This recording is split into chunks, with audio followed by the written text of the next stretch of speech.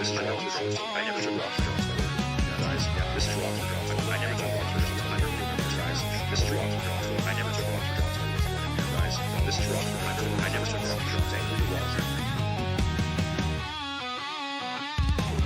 Wheels spin on the ground. Sky dark rolls a sound.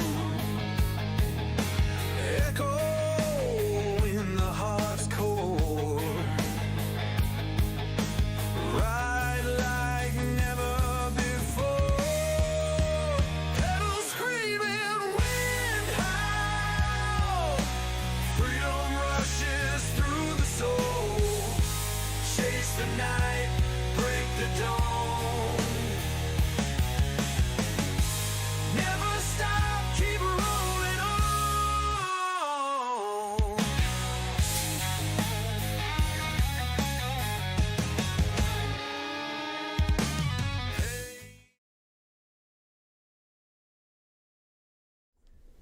Yo, dudes, what is going on, guys? Sunday morning, November 30th, Colin here over at Inside Cycling World. Dudes, we're back. We're back. A little rough around the edges today, dudes. Let's just jump into this. Boom, boom time, guys. Boom, boom time. I'm just going to get myself tweaked up here. The audio is working for sure. Mic is on. I'm doing this as a check every time now, dudes.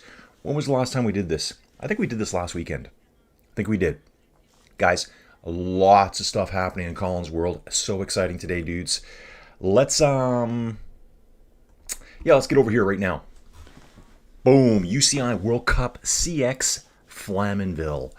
Already had the juniors race, already had the under 23s race this morning. Here we are looking at the women's elite. Obviously it says 2026. The way they do this, guys, because the season straddles 2025, 2026, they always just kind of put it to 2026.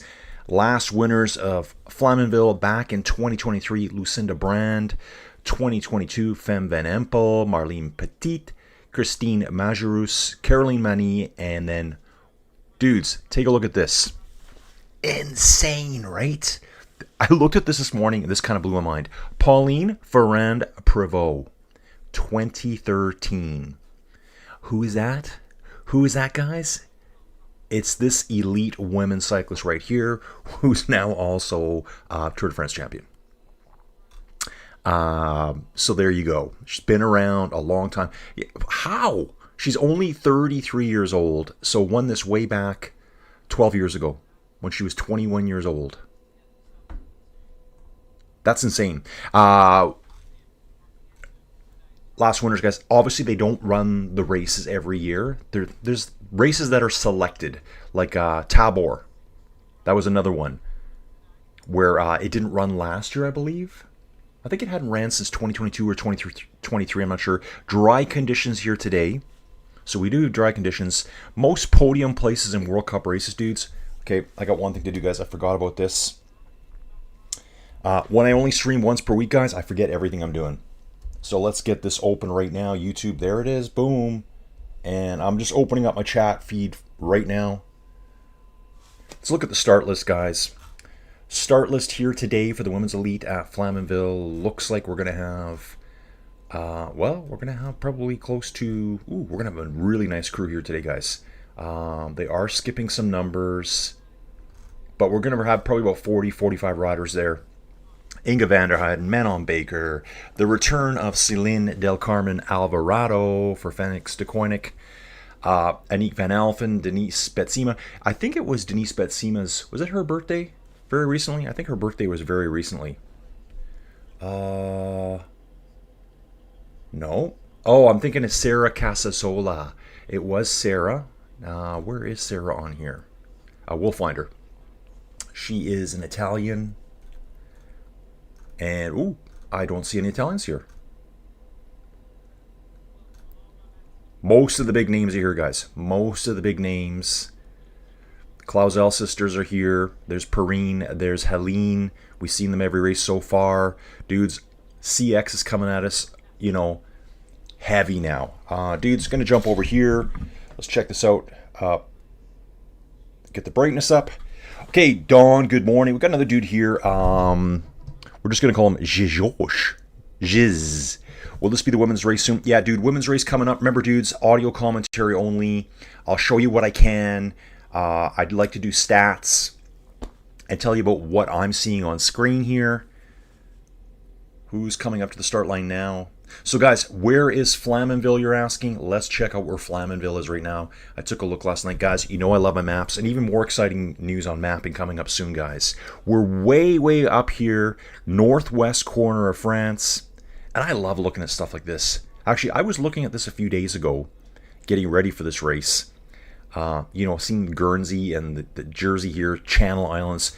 I mean, guys, come on. Like, yeah. Okay, this is pretty much France. This is pretty much France. I'm on the French side here, guys. And I'm allowed to say that because I am from the UK. So anyone from the UK saying, nah, screw you, man. Those are British. Yeah, whatever. Dude, just look how close it is. Look how close. You could probably take a rubber dinghy and float out here. It's that close. But anyway, dudes, just joking around here. Jersey and Guernsey, Channel Islands. I think this one here, I think this is a French island. Yeah, it sure looks like it by the names. Actually, they're saying it's part of Guernsey, but more Frenchy if you ask me. Fort Clonc, Saint Anne, Bray, Seyfarm. Those sound like French names to me. Anyway, dudes, way up in the northwest corner here. This is a super important part of the world right here, guys. Cherbourg area. The Allies invaded here in World War II. Right here, guys. Right here. Right along the top here, Cherbourg was the big port. That's the port they were really trying to secure. So they drove in this way. I think it would be Omaha, Utah, Gold Juno, Sword. I forget the order exactly, but the Allies were over here. The Americans were over here. Of course, obviously the Americans were the Allies too, but just they split them up that way.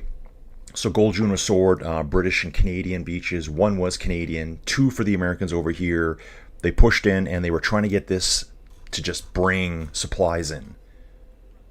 Denise Betsema in the start chute, guys. So Flamanville again, guys. We're way up here in this corner. Looks like a really neat little part of the world. I didn't track down where the course was yet. Maybe I'll do that between the men's race, women in the men's race. Riders are under orders, guys. I love when they say that. The riders are under orders. Let's go. In the pipe, 5x5 from the 10x10 cube of cycling dominance. Dude, they are definitely under order now. Bone dry here. I was hoping for some rain and mud. 9 degrees Celsius at the start. I checked this out this morning, guys. Here we go. We're going live, guys. We are live now. The sprint is on right now. Official start. Amandine Fukane takes the lead right away. Most top 10s this season out of all competitors here today. Manon Baker, dudes. Julie Brouwers, Sydney McGill. That's probably a lot of North American finishes. Inga van der Heijden and Annie Magali here. Most career pro wins, dudes. Celine Del Carmen Alvarado, 48 career wins. Anna-Marie Verst, Laura Verdenschot, Denise Betsema, Helene Clausel. The names are getting easier every week, guys. Amandine on the front right now. Let's take a look at Amandine here. Rides for Arkea B&B. French 24 from Vitré. She finished 7th at Tabor last weekend. Yeah, it was last weekend. It seems like a lifetime ago to me. We did the Telenet Super Prestige Merckxplas. She finished 5th there. 6th at Neil. She did do a race in between there that I didn't catch. Oh, I think that was a series of races. That's right. It was a series of races here, guys. Leonie Bentveld is at the front too. Paul Sausen, guys, they make sauces. That's what they do. They make sauces, mayonnaise, things like that. You're going to see them everywhere here. They sponsor a huge team, really big into CX. 4th at Tabor last weekend, 4th at Merckxplas, 1st at the UEC European Championships, under 23, guys. Don't forget that, under 23. We do have the European Elite Champion here as well. Inga van der Heijden is in the race. Ooh, very technical. Like, I don't want to say very technical yet, guys, but the ramps really splitting the field apart. They got this gigantic series. They climb the stairs, and it's a series of ramps they got to go through. Yeah, still in Europe, Don. We're way tucked in the far northwest corner of the Cherbourg Peninsula there. Yeah, Ansel hasn't mapped this one. Not yet, dude. Not yet. Dawn, what I did. Riders already going into the pit stops. Belgian champion here going in right now. Foucanet is up there. Alvarado in 9th place currently, guys. There's a front group right now. 4 riders. 4 riders up front right now. 4 riders with probably a 2 to 3 second gap over another group of 6 riders. Some nice ruts in the track, you guys. Nothing too muddy yet that I've seen on course. Let the situation calm down, you guys. So it was Marion Norbert Ribeirol here. And yeah. Belgian rider here. Rides for Creeland Corridon. It only shows this race on her program right now. I'm sure she'll be doing a lot more racing coming up. 13th at the Euro Championships in the Elite. 2nd at Trophy Rijpencross. 8th at Tabor last weekend, guys. Dudes, felt a little rough around the edges this morning. They've got a lot of this nice 180 side slopey type stuff with the switchbacks. Kind of the reverse from Tabor where they were going up the whole time. This time it's coming down. Really slows the speed down. Once I get a better angle on it, I'll tell you how much of a side slope there is. Doesn't look as steep as what we saw at Tabor with that really brutal back and forward trying to get across the top. Riders slipping and sliding all the way. Mud looks damp, but nothing crazy here, guys. And again, still leaves on the trees. Still leaves on the trees. Blows my mind, guys. While we're here too, guys, let's let the racing setting. 2 riders up front. We've already got a gap, guys. We already have a gap. It's Aniek van Alphen up front. Yeah, 10-15 meter gap right away. Huge attack by Van Alphen. Going early. Van der Heijden coming through next. Here's Marion Norbe Ribeirol. That's a name I'm not used to saying that much. Leonie Bentveld, Paul Sozen there. So, guys, let's let this settle down. I may have to refresh this more often. Yeah, here we go. Leonie Bentveld in the front with Aniek. So it's Aniek leading the way right now for 7 Racing. Let's take a look at Aniek van Alphen here. 7 Racing. 3rd at the Euro Championships. 3rd at Niel. 2nd at Merckxplas. 3rd at Flandrian Cross Hama. We covered that race, guys. 5th at Tabor. She's riding up front right now with Leonie Bentveld. Leonie Bentveld is the Paul Sozen rider. This is our U23 Euro champion. Awesome stuff. Then we pursued by Annemarie Verst, Helene Clausel, Amandine Foucanet. Dawn saying the leaf's still dropping here in New Jersey. Going to do some yard work today before it snows this week. Dawn, guys, quick weather updates coming to you from where I live in this part of the world, guys. Here we are, dudes. Here we are. Welcome to Canada. Here it is, guys. So this is the Weather Network. Don't worry about all these stupid flashy ads. It's currently minus 18 degrees Celsius. Feels like minus 29. So, guys, you go outside in that, like, you're frozen instantly. The beauty, though, beauty day. Guys, beauty, eh? Oh, I love it. Lots of ramps, lots of steps here at this race. Still on lap 1, guys. I find most of these races, laps take, 8 minutes, something like that, kind of designed that way. Dudes, the beauty of today is where the temperature is going to rock up. See these winds right now? This wind speed that hurts us right now? That 23k an hour wind just makes it brutal. Minus 29. Dudes, if you went outside in minus 29 without a jacket on, you're going to be frozen and you're going to be hurting within about a minute. For my American friends, here I'm going to give you one of these. Enjoy. So it's 0 Fahrenheit right now. It feels like minus 20 Fahrenheit with a 14 mile an hour wind. So it's not a crazy wind. But that wind, see how it says it's coming out of the south? Eventually it's going to shift just enough and it's going to warm us up and we're getting back to minus 4 Celsius, probably about 28 Fahrenheit. Spectacular. Here's those warming winds come. We're going to be above freezing Monday and Tuesday. Gadoosh. Let's get back to this, guys. Love it. So yeah, we're in hardcore winter now, guys. Probably that was probably the coldest overnight temperature so far.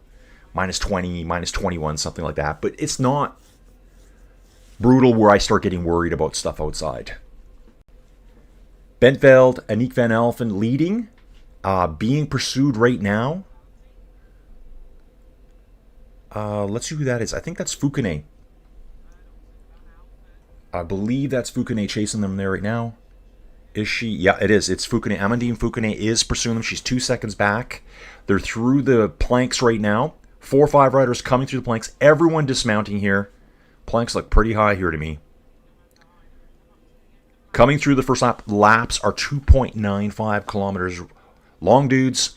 Just coming up in 8 minutes now. 7:57 it looks like for Aniek van Alphen. Bentveld right on her heels. Fukune 3 seconds back. And then quite a big gap to the pursuers. The hunters are coming. We've got a group of 3 coming across the line now. That looks like Inge van der Heijden going through. It was in 4th place. Then another group of 3 coming through. Where is Alvarado? We're looking for her right now. Just a replay here of Aniek van Alphen going through the planks. Leonie Bentveld here for Paul Sausen. Delicious sauces. I'm going to look for Powell's here in Canada. Powell's, why do you not have your sauces in Canada? Come on! I don't think we have tariffs. Dawn saying we're predicting 4 to 7 inches of snow on Tuesday. Pretty crazy. Dawn, I think that's all probably remnants of what we got. We got 2 or 3 major blasts of weather, but it wasn't like, oh my. Yeah, so Tuesday I had Granny at her doctor's appointment. Going home, it rained for hours, and then the temperature just dropped.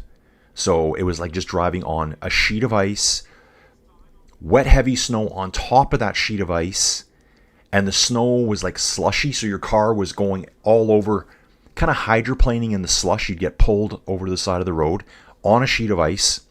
Probably took an extra 30 minutes to get home because I was like gripping the steering wheel. Cars everywhere. Then there was another snowfall on the Friday. We just had another snowfall. It's just been cold for the last week.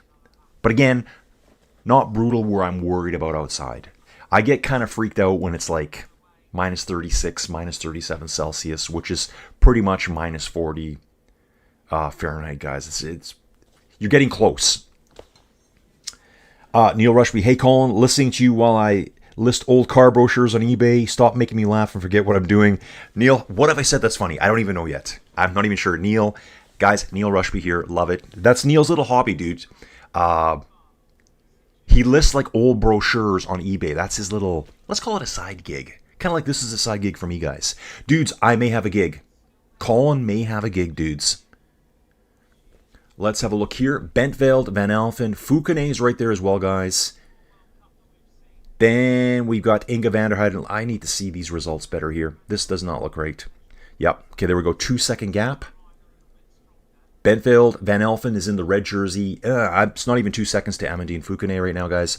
Might only be about a second back. Lap 2 here. Guys, you're not going to see the big men's elite riders yet. I know everyone's looking for Wout. Everyone's looking for Mathieu van der Poel. I am too. I'm looking for him too. I think he's going to be coming back at Antwerp. That makes sense to me. Ooh, couple of hills here. Fukune was not able to ride the hill that Aniek and Bentveld rode up there. Neither did Inge van der Heijden. So some of the ladies are running this small hill. Others are able to ride right up it. Looks like it's probably like an equal effort either way. I didn't see any gains or losses there. Okay, here's that little downhill section. Just a slight downhill grade, but they're doing 180 switchbacks along it. So 1 corner, 2 corner, 3 corner. Because it's downhill and it's not as sharp as what we saw at Tabor, they're able to ride all the way through it. Having a good look here now, guys. So yeah, Neil is the main man, one of the main men. Himself and Kyle over at the Muckers Worldwide, racing on Ruby. We're in the Powell's sauce. Neil, have you ever had Powell's sauces? I've never seen it. Yeah, Dawn, totally, it is indoor cycling weather, dudes. Like, guys, I was outside last night. Okay, so the pigs are gone. Remember Joey had her pet pigs? I don't know, for some reason over the last month, she was like, I just want to get rid of all this extra stuff, work outside. And by extra work, all on Colin. I did all the work outside. Facts, bros, just facts. Still our two leaders up front, Bentveld and Van Alphen. And Van Alphen is able to put gaps into Bentveld when she feels like it. Aniek Van Alphen here riding so strong. Foucanet in third place. We are on French soil, guys.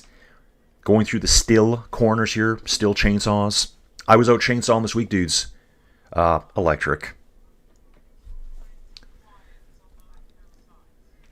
Neil's saying never heard of it. Okay, so I'm not sure if Neil's has heard of it or not. Powell's sauces, dudes. Love them. Powell's, send me some mayonnaise. Oh, we got a crash. Marion Norbert Riberoll here. She did crash. She's holding her left hip right now. Yep, and she's constantly leaning back, feeling her hip. She's punching the air with her left arm. Kind of like a downward hammer fist motion. You know the old hammer fist from the wrestling days? Maybe MMA days? Ooh, Aniek is pulling away, guys. Aniek is pulling away. This looks like a replay of last week's race in the men's category, men's elite, where we watched Thibaut Nice pull away and just rode away from the field. Benfield trying to get back on terms here. Wow, I'd love to come here. Running the steps, double set of steps. And guys, this is like permanent. This track is permanent. Those steps were not just placed there for the weekend. They're built in. I mean, when they finish, they're right up on the dirt. They look like they've got, you know, that stuff you can put down on steps and stairs. It's kind of like a black stuff. I have it on my front step here, guys. It's like a thick thing. And what they do is, I think they used recycled plastics. It's black. And it's actually spongy when you walk on it. Yeah, so yeah, guys, the pigs left last night. So I was outside with the dude. It was just cooling off. It was maybe minus 15, minus 16 Celsius. But yeah, we were out there for like an hour and a half trying to round up these pigs in the dark. He ended up leaving here with 8 pigs in the back of his minivan. He did have like dog crates for them. So he's pretty excited. They're for his family. He's got 4 young kids. So wish that guy luck with those piggies. So the pigs are gone. The goats left last weekend. So the 3 goats left last weekend. Marshall the donkey left a couple weekends ago. Mini donkeys, guys, donkeys, they sell fast around here. They're kind of like a security animal. If you've ever seen a donkey in action, you don't even want to look this up, but look up donkeys dealing with coyotes. They are tough. Neil saying, gotta say, every time I watch these cyclocross riders, I am just in awe on how they actually stay on the bike. Anyway, stop drumming. Just that. No, Neil, get in here. We need you. Dude, Neil, I've been saying it for a bit here. I would love to see Poggy, Filippo Ganna, whoever you want. Just think of some big cycling names, right? Jonas. I would love to see them come here and ride these same routes that the cyclocross riders do. I think they'd barely make it a lap. I'm sure some of them have raced cyclocross in the past. Not all of them.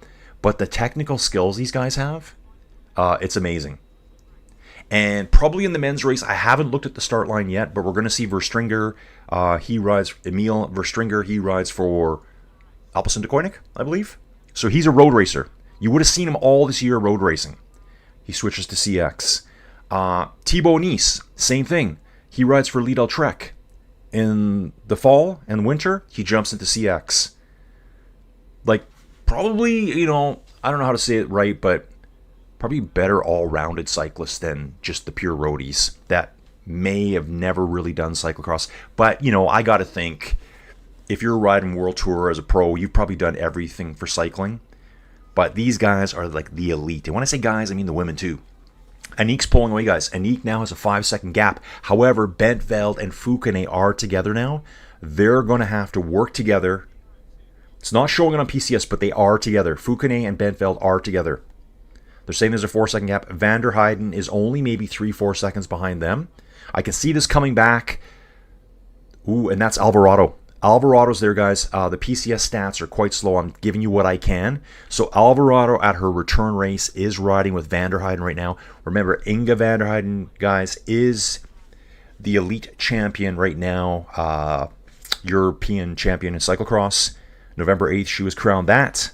Remember, they do Euro Championships at the very beginning of the season. They do the World Championships at the end of the season after these 12 rounds.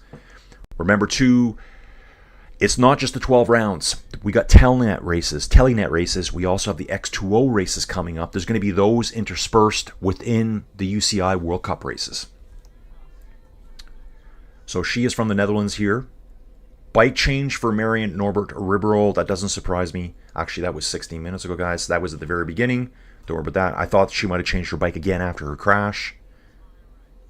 Aniek van Alphen just walking the field, guys. Walking them right now. Through the pit stops. Just rides right by him. She doesn't need a bike change. Benfield and Fukune coming in. Looks like Benfield's getting a bike change right now. Yep. She's switching bikes. Through the pit lane, now Alvarado's coming up, guys. Alvarado has gotten in front of Inga van der Heyden, and they are in pursuit of these two who are chasing Aniek up front.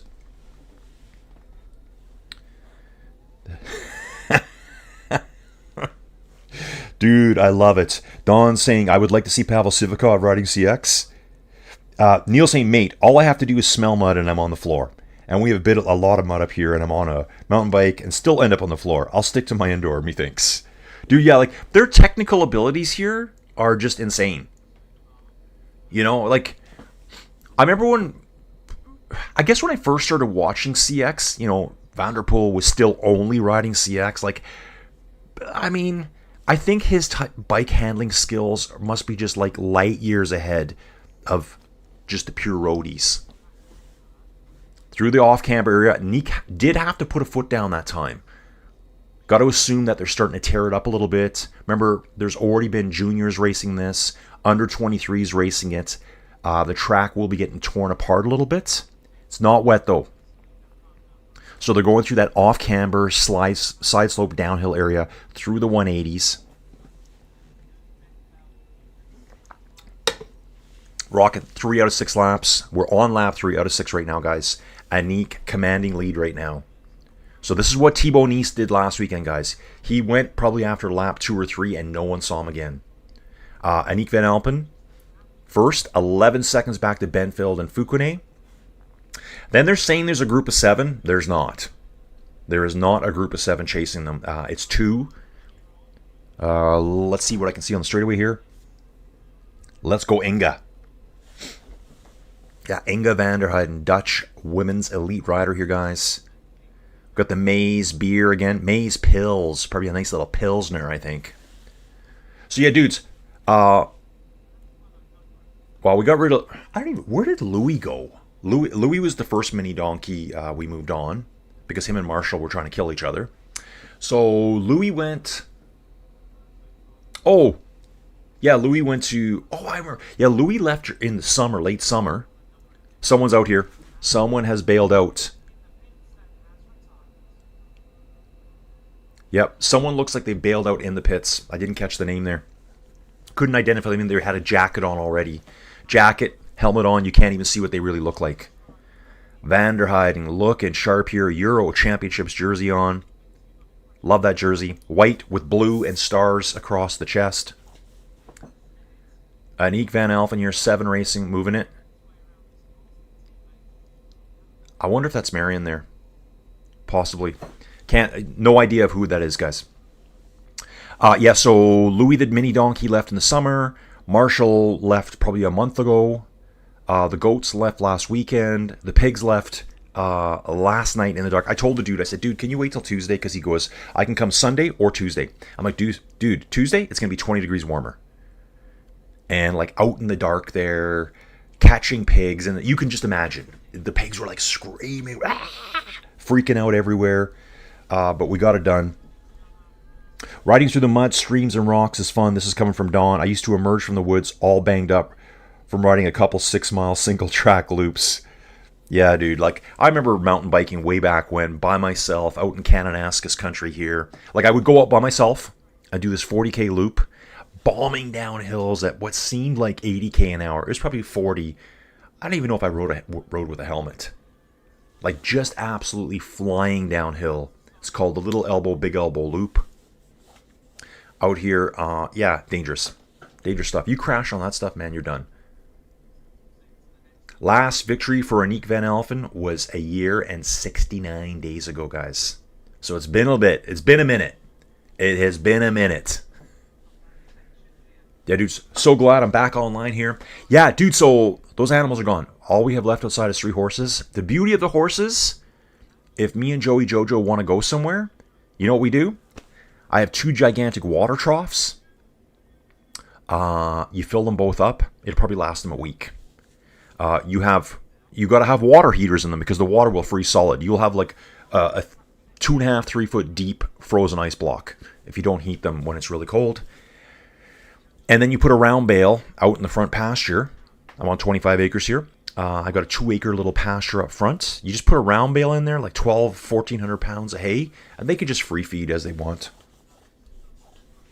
But yeah, so busy guys.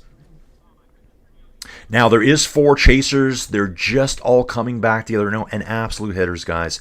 Bentveld, Amandine, Inge van der Heijden, and Celine del Carmen Alvarado. Who's that? Dutch lady here, 27 years old, from Cabrera. Okay, that's not going to take me anywhere. Rides for Alpecin de Koenig. I think that team, I wonder if they're still going to be involved with, because I think de Koenig is going to be leaving now. That's right. I think it's going to be for the road racing. Anyway, guys, remember that I'm looking at the cyclocross team here. It's going to be Alpecin Premier Tech now, I think. Yeah, Neil's saying, yeah, falling off in your 20s is funny. Falling off in your 50s means mortgage doesn't get paid. Exactly, dude. And Colin may be able to pay the mortgage, guys. Dudes, I don't know what it was. I think it was last Sunday. Did my race. Monday came around. Saw a cool job pop up. I applied for it. Guy immediately called me. Immediately. Like in less than 3 hours. So I went in the next day, had a nice chit chat with him. Yeah, fun stuff. I actually went back on Friday for a bit of a second working interview. And when I say a bit of, I mean full. So it's for a core logging company. What does that mean? It means I look at the core. So when you drill a well, you can core it too. You can stop the drilling process and you can core it. You take like think of an empty metal pipe and you squish it down through the ground, and you pull it out, and the core comes out with it. You don't destroy the rock. You cut it in half, you slab it. Then you can look at the rock and go, look what we got here. Ooh, look, more hands-on geology. So I went back on Friday in the afternoon in that brutal weather again, dudes. You know it's bad when there's fire trucks, cop cars all over. Ooh, these steps they do run up here. This is quite the haul up those steps. It's about 20 steps straight up, guys. Then they go over this little series of ramps. Not dirt, just what they put in place there. So yeah, I was using the software. We were doing depth corrections, facies identification. They're showing a replay of Aniek here. Did she stumble? No, it's showing the riders just running up here. Nice job. I think it was last weekend we saw a rider do a face plant right into the steps. I think they were aluminum steps. When the camera cut to her, all you could see was her bike laying on the steps, her holding her face. She probably went straight face first into the steps. A little dental work required now, I think. Dawn saying, truth, I stopped riding that stuff at 23. Look at the rock striations. Pretty much, dude. So on Friday, I was identifying facies for really simple stuff. And I guess the way they do it is... Oh, sorry, guys. I'm on the wrong one here. That's Celine's profile here. They're saying now it's a 21-second gap. 21 seconds. It was Anne-Marie Wurst that abandoned the race. Couldn't tell who it was. I couldn't see a jersey whatsoever. The helmet on, you see a bit of hair from a distance. You can't tell who it is. At least I can't yet. With a lot of these riders here. There are 4 riders, 4 absolute hitters. Absolute hitters chasing after Aniek van Alphen. 21-second gap right now. Aniek is through the Afkamber corner. It's called the Velix Le Contentin corners, I'll call them. And here's that little hilly section. They go down by the water. Some run it, some can ride it all the way. Man, it looks like they're right on top of each other here. Anique's at the bottom of the off-camber. The other four ladies at the very top of it. Alvarado leading the way, guys. Alvarado is chasing hard. We're 2/3 of the way through this race right now. Saying it's a 19-second gap right now. Bangers. That is the worst for worst. You got it. Yeah, so he showed me a software. It's really cool software. You take a wireline log. What's that? I showed you guys some of them. A video way back when during the Tour de France. So when you drill a well, afterwards, they take some tools. Tools could be, I don't know, 8, 9 meters long. They drop them down the hole. They turn them on. They winch them out. Guys, this could be 2,000, 3,000 meters down. It could be 500 meters, 800, whatever the depth of the well. And then you pull the tools out, and it records stuff. It records the resistivity of the rock. It records the gamma ray, the porosity, all sorts of fun stuff like that. Gets translated to data onto paper. I can look at it and go, oh yeah, shale. Oh no, got dry hole. Guys, don't even bother with this one.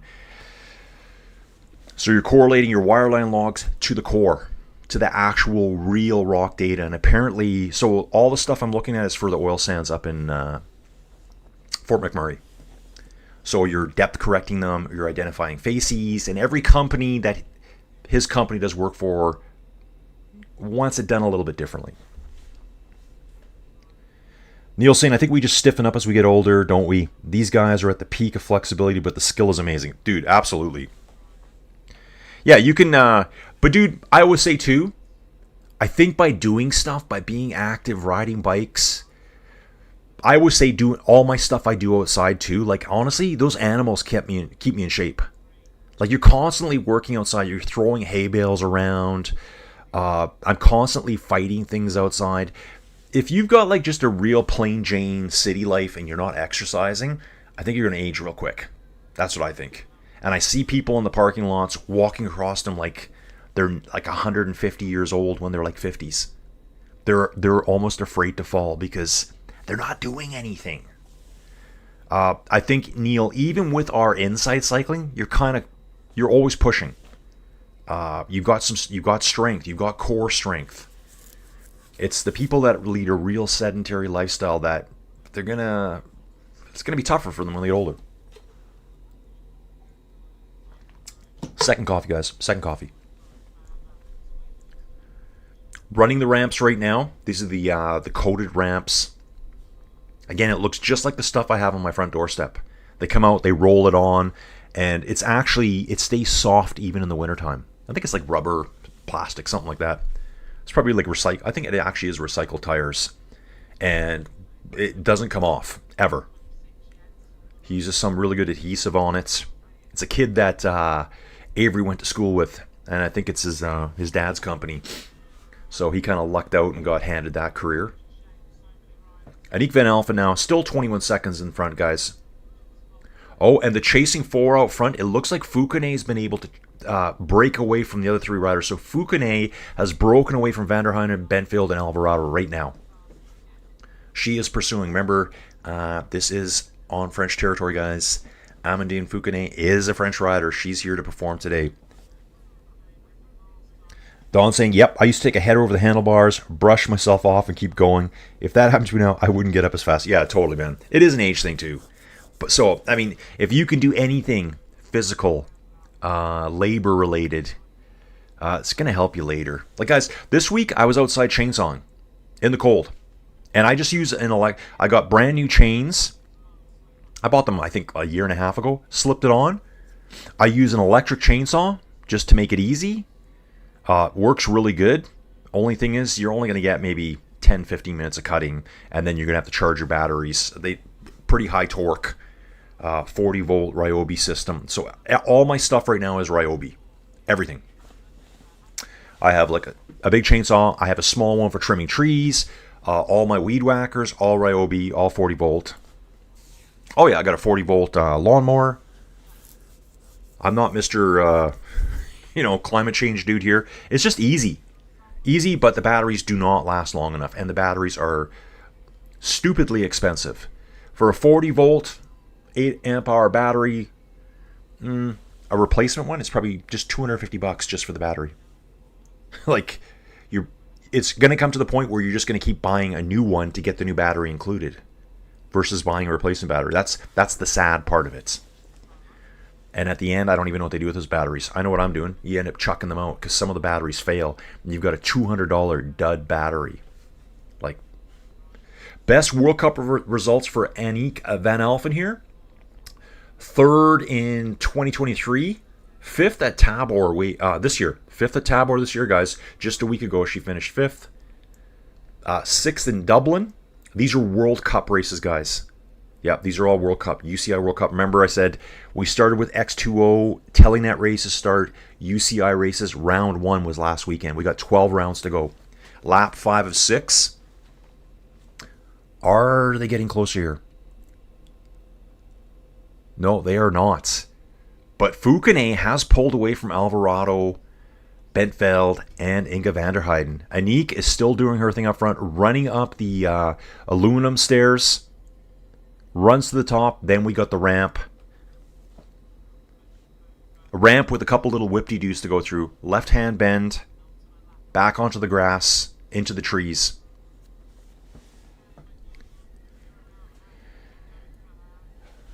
Hit it!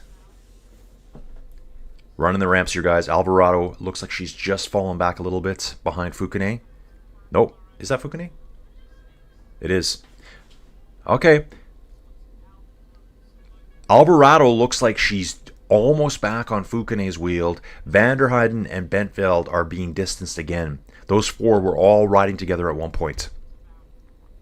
During the middle of the races, guys, in between, I'll rip upstairs, grab another quick coffee. Fire's been running every day here, guys, in our big room upstairs, which is right up there.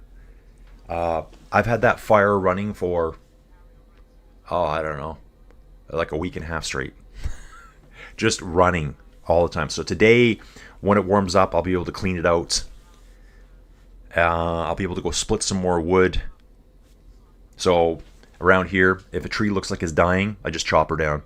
Ooh, small error there for Aniek on the corner. Looks like it's out of the off-camber area. Yeah, what? No, it's before the off-camber area. She put a foot down and had to adjust herself there. I think she cut the corner too close. Probably lost a few seconds there, guys. Quite slick on this corner here. They're all dismounting. Ooh, not all. Dismounting and then running up that hill around that corner. Okay, I see what they're doing. Those 4 are back together.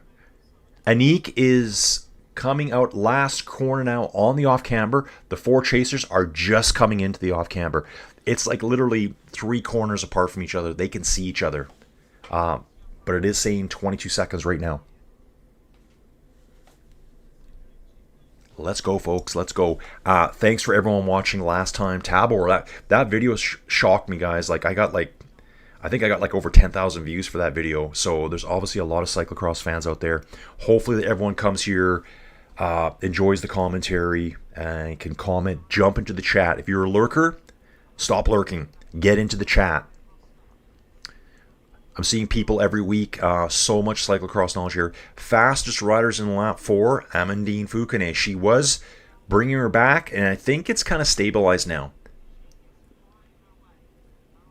Okay, there's that gap again. It's Foucanet Alvarado, and then quite a big gap now back to Van der Heijden and Bentveld. I'm trying to see what the actual gap. Foucanet pulls ahead of Alvarado now.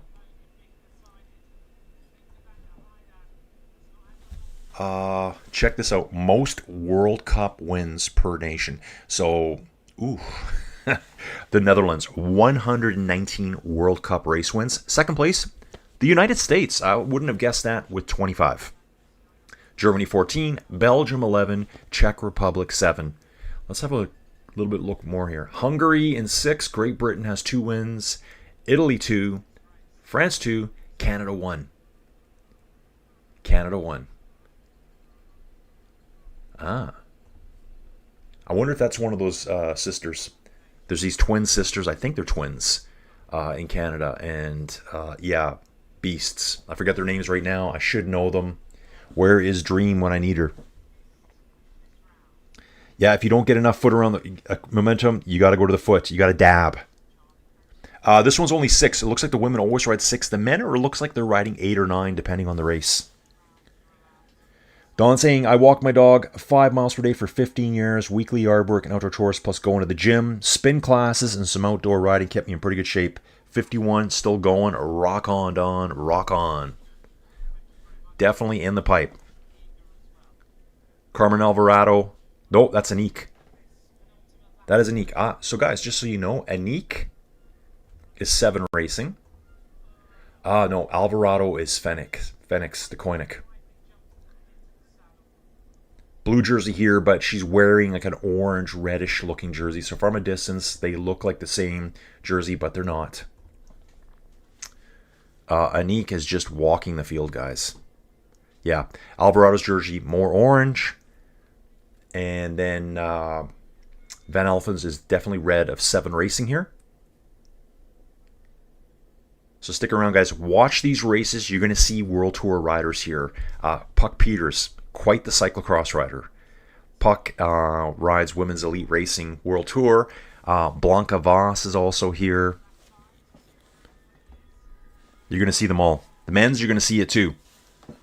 Wait till Mathieu van der Poel comes back. And I think that's scheduled for, I think it's 2 weeks from now. The Antwerp race, I believe. I looked at the schedule, guys. I'm going to take a look in between here. This race will be coming to an end real quick. Lap 5 of 6. 38 minutes in. I think it's 8 minutes per lap. So she's almost done this lap right now. Almost. I'm going to close some stuff up here, guys. Okay, we're good. So yeah, guys, exciting week. Animals leaving, less work for Colin, less... And it's not like it's a lot of work, but, you know, when it's 20 below, I worry about the piggies. You know, got to get some heat for them. Got to give them straw. And you have to feed them. You can't just say, I don't feel like feeding them today. They can take care of themselves. They got nothing to eat. They got nothing to eat. Come on, Inga, come on! So yeah, it's just one less thing to worry about. The horses, they can take care of themselves. The pigs can't. Because they're pigs, and I don't want the coyotes to eat them. They live in a contained area, which means they don't have access to free roam food. You feed them twice a day. And you also got to haul water out to them as much times as you have to. So I'm kind of constantly going out there with water, hot water, poured in some buckets. They drink it like crazy. So we still have Pedro out there too. He's an older dog. So now he's going to move into a giant enclosure where 3 goats, 8 pigs, a donkey lived. He'll be able to go into the barn now and just do whatever he wants. I just got to close off one gate, put up one high rail, and Pedro is going to love life. I'm going to make a really nice bed in there for him. He's going to I'm going to put Ziggy in there with him during the day, because Ziggy is like a madman. He never stops. He just wants to be outside, running around for hours on end, and then he doesn't want to come in the house either. And I have to kind of watch him. Guys, like I said, I say it every video, World Tour Racing, January is around the corner, guys. It's not that far. Christmas is coming fast. It's November 30, guys. It's the 30th right now. We're into December right away. So yeah, dudes, hopefully this week. So yeah, I did my working interview, went to the boardroom, discussed commitment levels, discussed money, discussed, what else did we discuss? Discussed going forward past these jobs, these core season jobs. It's kind of like a season. It's like December till the end of April. Season's over. Because they can't really drill anymore up there, right? Ground gets so soft. Stuff disappears.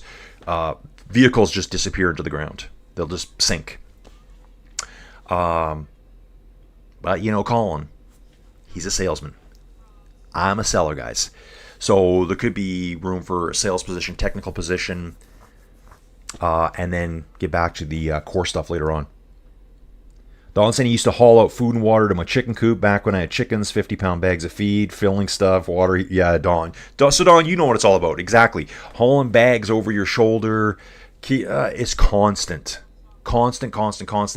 And it's just like, I just don't want to do it today. I do not want to do it today. Or me and Joey would be out in town. Anik, just a commanding lead here, guys. Just a walk. She said, I'm going to do exactly what Thibaut did last weekend, and I'm going to walk the field from the beginning. She went like basically on lap 1. Last time through this really technical little corner. She had troubles on this one last time. Notice all the riders put their foot down here. Or go very, very slow. Like, I mean, barely moving. Then they climb this little hill. She takes a look over her right shoulder to see where they are. She knows she's got it. She knows she has this one, guys. See, Canadian here, McGill, back in 33rd place. Other riders dismounting on that same corner. It's the corner with the hill that leads to the off-camber section, the Velix La Contentine corners. Yeah, this is a race for second place, guys. Van Alphen's got this locked up outside of a catastrophe for her. 2 riders chasing, that's Alvarado and Foucanet. We have more of a gap. And it looks like these two have opened up quite a big gap now to 3rd and 4th place. Sorry, 4th and 5th place. Alvarado's pulling away right now. She makes a move through the off-camber section, gets away from Foucanet. Van der Heijden just coming into the off-camber, almost goes down. She came in with a lot of speed here. She's trying to get away from Bentveld. All these points are important, guys. These are UCI World Cup. It's 12 races long. They're going to score points every weekend. Anik coming through now, guys. Riding along the water section here. Beautiful sights here. And again, yeah, you know what, too, where I'm looking at here, since we are on the very, very northwest coast of France, super influenced by the Atlantic flow there, you know, coming across from, you know, our side, comes up, goes towards the UK. It's milder right along the coastline there. So that's probably why there's so many leaves on the tree here. I should have pulled a picture up. Guys, we don't have one leaf yet. It's like frozen tundra out there. It's like, yeah, we've had a good start now. We had a really mild start to the winter. Now we got some snow with a little bit of cold, but I'm okay with it. I keep saying I'm okay with my climate change here. I'm okay with it. Minus 40 is too hard to live in, guys. It's too hard. I always say to people, you know, if you think it's that bad, you just need to try a week of it. Try a week of minus 30 to minus 40. Oh, you got to go to work in the morning. It's dark. Yeah, and your car is like frozen solid. Oh, yeah, and you forgot to plug your car in, so it won't even start. How you getting to work now? Oh, your battery's dead. Yeah, all that stuff. Back in the old days, you break your door handle off when plastics were crappier. Just things like that, like a nightmare. I go outside. Even now, guys, my extension cords, they'll crack. The coating on the extension cord will just crack in half. Like at about minus 35, minus 40, if it's prolonged. Vanique Van Alphen walking the field, guys. Effortless up these ramps.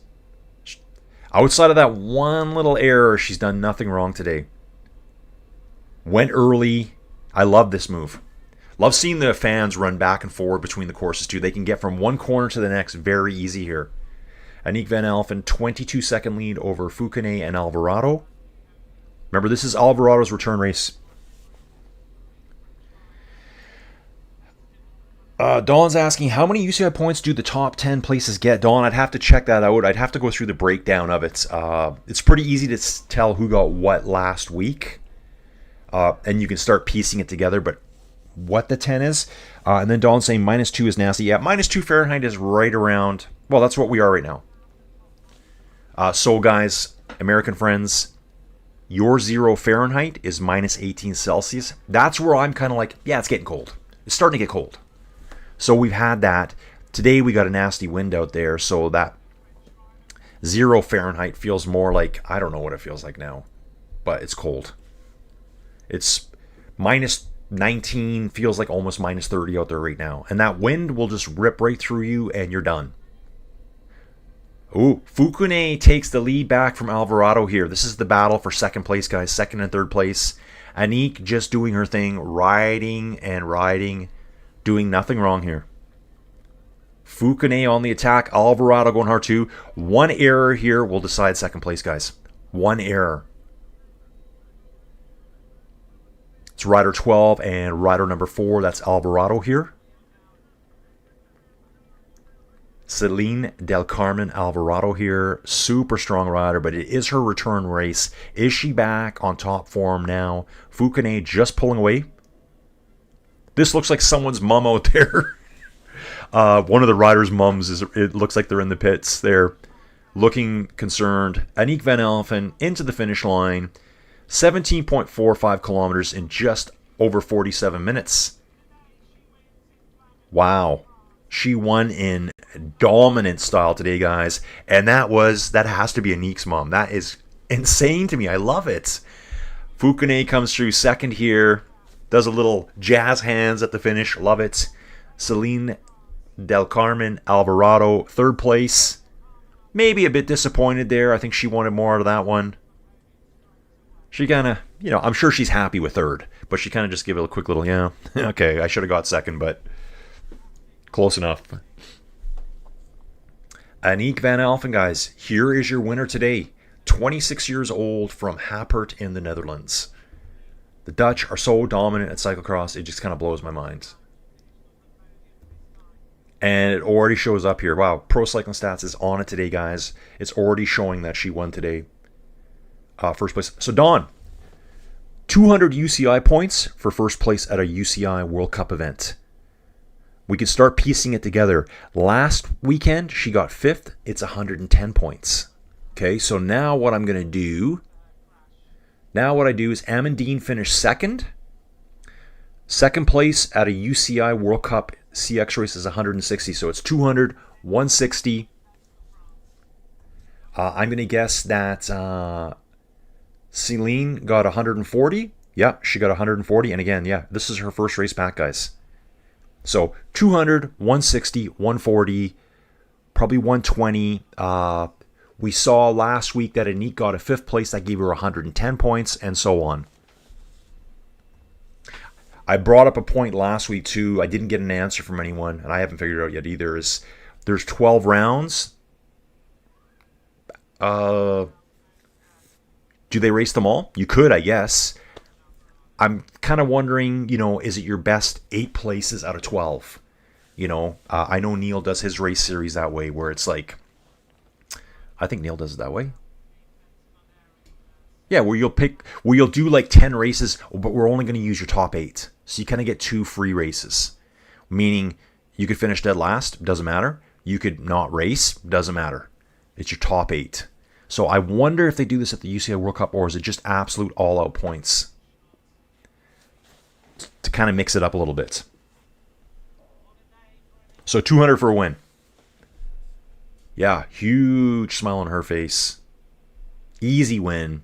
Not a drop, like not a speck of mud on her today. One point where she had a little error on that super tight corner up the hill.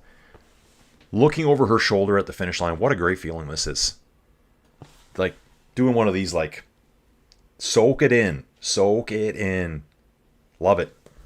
Crosses the finish line. Instantly hits the watch. Remember, they don't have head units here, guys. Why? You're like, why wouldn't they have a head unit? Because they switch bikes a lot.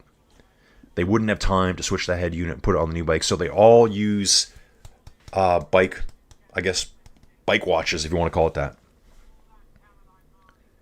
Don's, yeah, cool. Thanks for the points. If there is one race per week, I think they will ride them all as long as they can get there.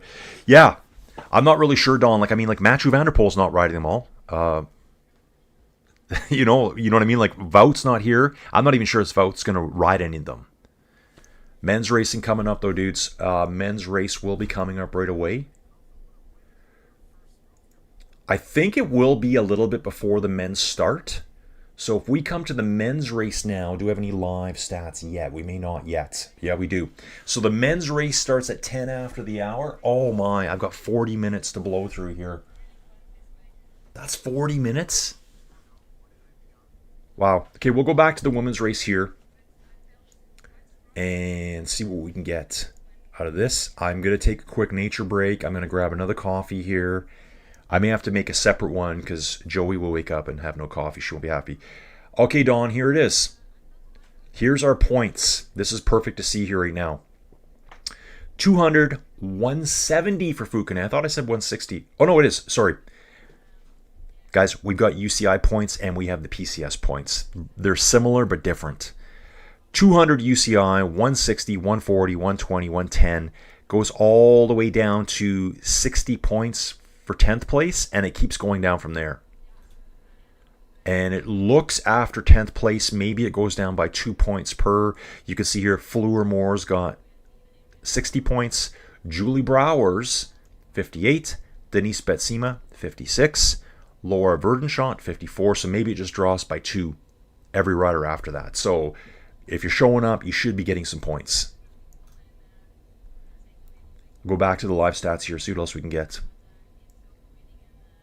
So you can see here that Aniek van Alphen, I would say, she's building.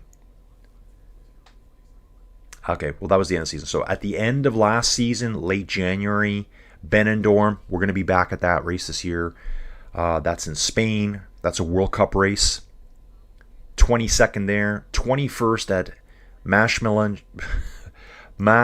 Mechelen. 21st. 21st at Hoogerheider. I think we're going back there this year as well. 5th at Tabor. 1st at Flamanville. Someone's up their game, I think. Someone has upped their game. Aniek van Alphen, let's take a look here. Let's take a look at last season. Okay, so here we are. Here's that 22nd place, 21st, 21st, 14th at the World Championships. You can see here, guys. So on the 26th of January, 2025, I keep saying last year, she was 21st. A week later, it's 1 week later is the UCI World Championships. 14th. 9th, a couple of 9th places, end of the year races. And now, 5th place and 1st place. Has had some races before. These would be lower level races here, C2 and C1 races. I think these are all called, I think these ones are called CDMs. Yeah, CDMs here. So I think CDM is the World Cup races. C1 would be kind of like the elite level in cyclocross. So that's Telenet, X2O. Let's see here. Okay, here's an X2O here. This is a C2 as well. So I'm going to have to get that figured out. Come back to the live stats here. No Pidcock yet. I don't even know if he's going to race this year. Like, I'm not sure. It seems like the big guys, they come back at the end. I'm not sure how it works. Maybe they've got to ride at least a couple races to qualify, and then they can do the World Championships. Because Matthew's not here fighting yet, but he says he wants to win the World Championships again.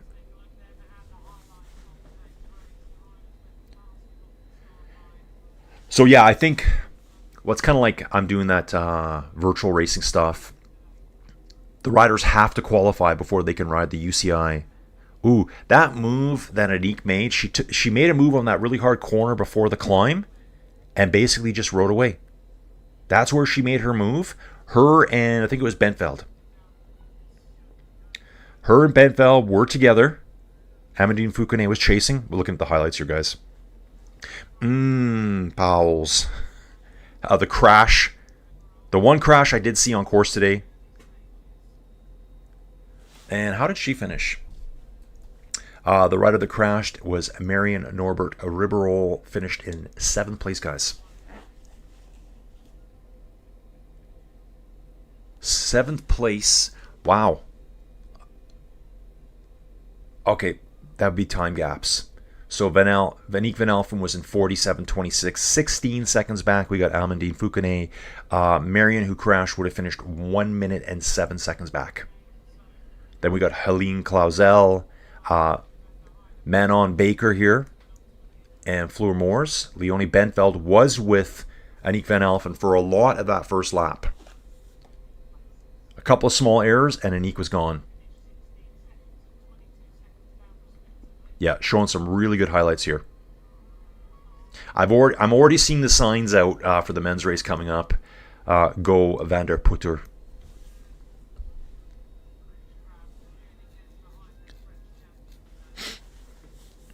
Love it. All we need is some rain. I think when they showed it at first, I saw rain, I saw mud, and I'm like, oh no, that was just the promo reel. Okay, dudes, what I'm going to do, I'm going to step away for a couple seconds here. Might be more than a couple seconds. Let's just let this roll, and I'll grab a coffee, nature breaks, and we'll be back for the men's race. And whatever goofy stories I can tell you. Okay, dudes, see you soon.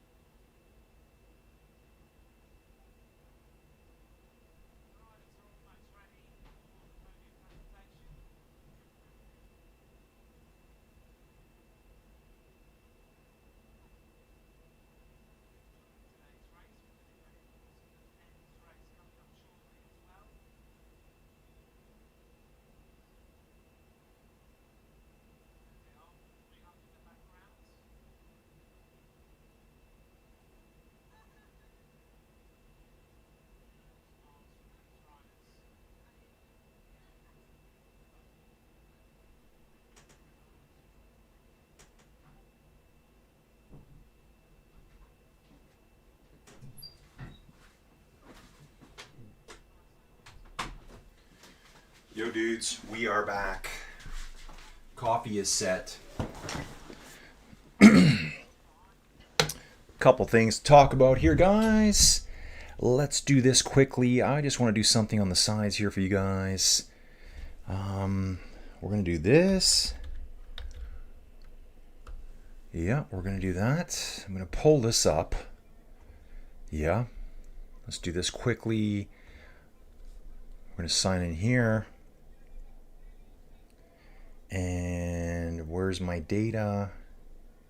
Let's just do a quick update on this here. Oh. Oh. Huh?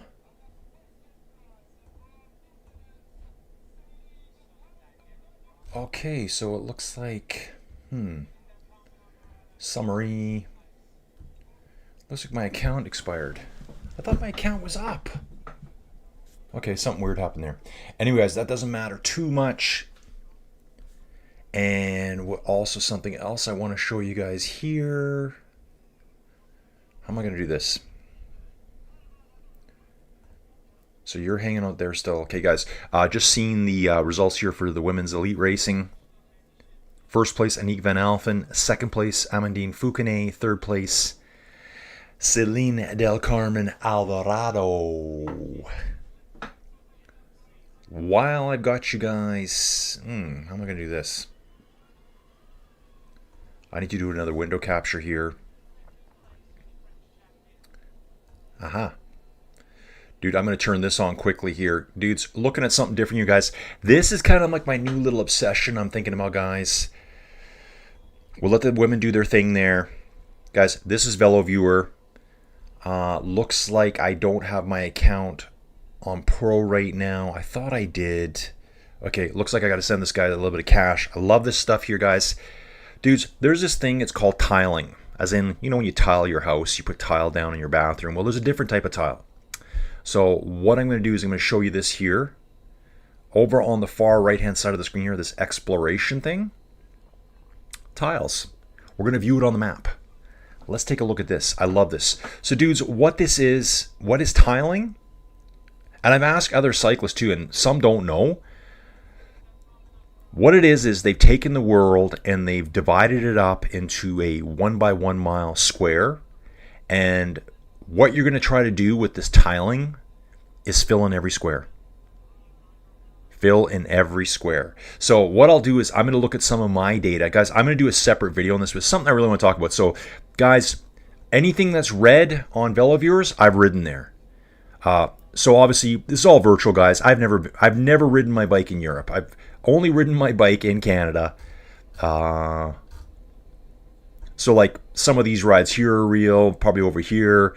Here's home right here. Guys, this is the kind of courses I have to ride at home here because the roads are all straight.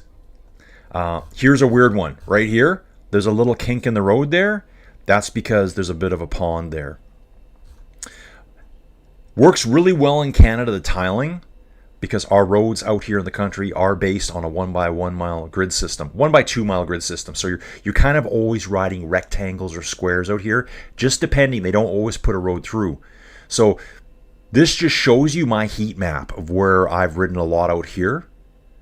So you can see lots of straight rides. And if you were to zoom in, you're going to see here like this corner, there's going to be, you can see all the rides here, right? There's so many of them just going down that same road over and over. So you want to fill in the tiles. And there's basically like a leaderboard. Oh, my activities didn't update because I've done another ride since then. I had a poor week on the bike, guys. I basically took Monday through Friday off. Again, 2 days I was interviewing, plus other stuff going on. So it wasn't even in my brain.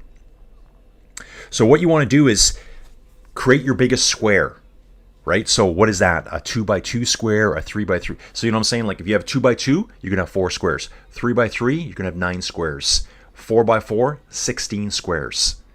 And so on. 25 would be a 5 by 5.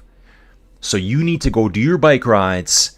And I think you're allowed to do walking And in places, some people have had to kayak, hike in to get to certain spots to fill in the tiles.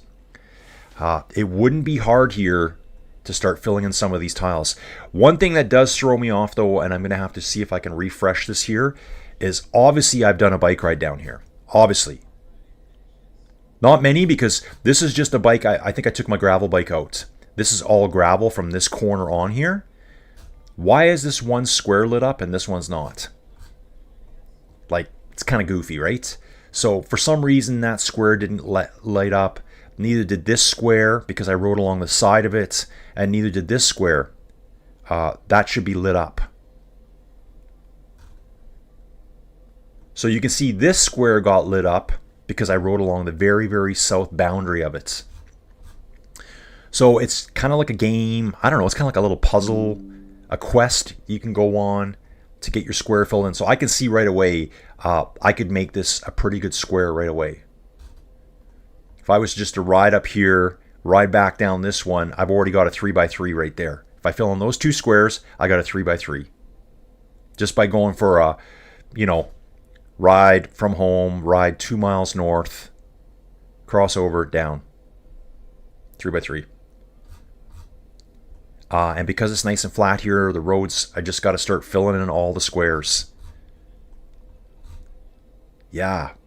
So much to do. It happened up here too. Actually, I think that square does show. I was showing there was a bunch of squares here that didn't show before.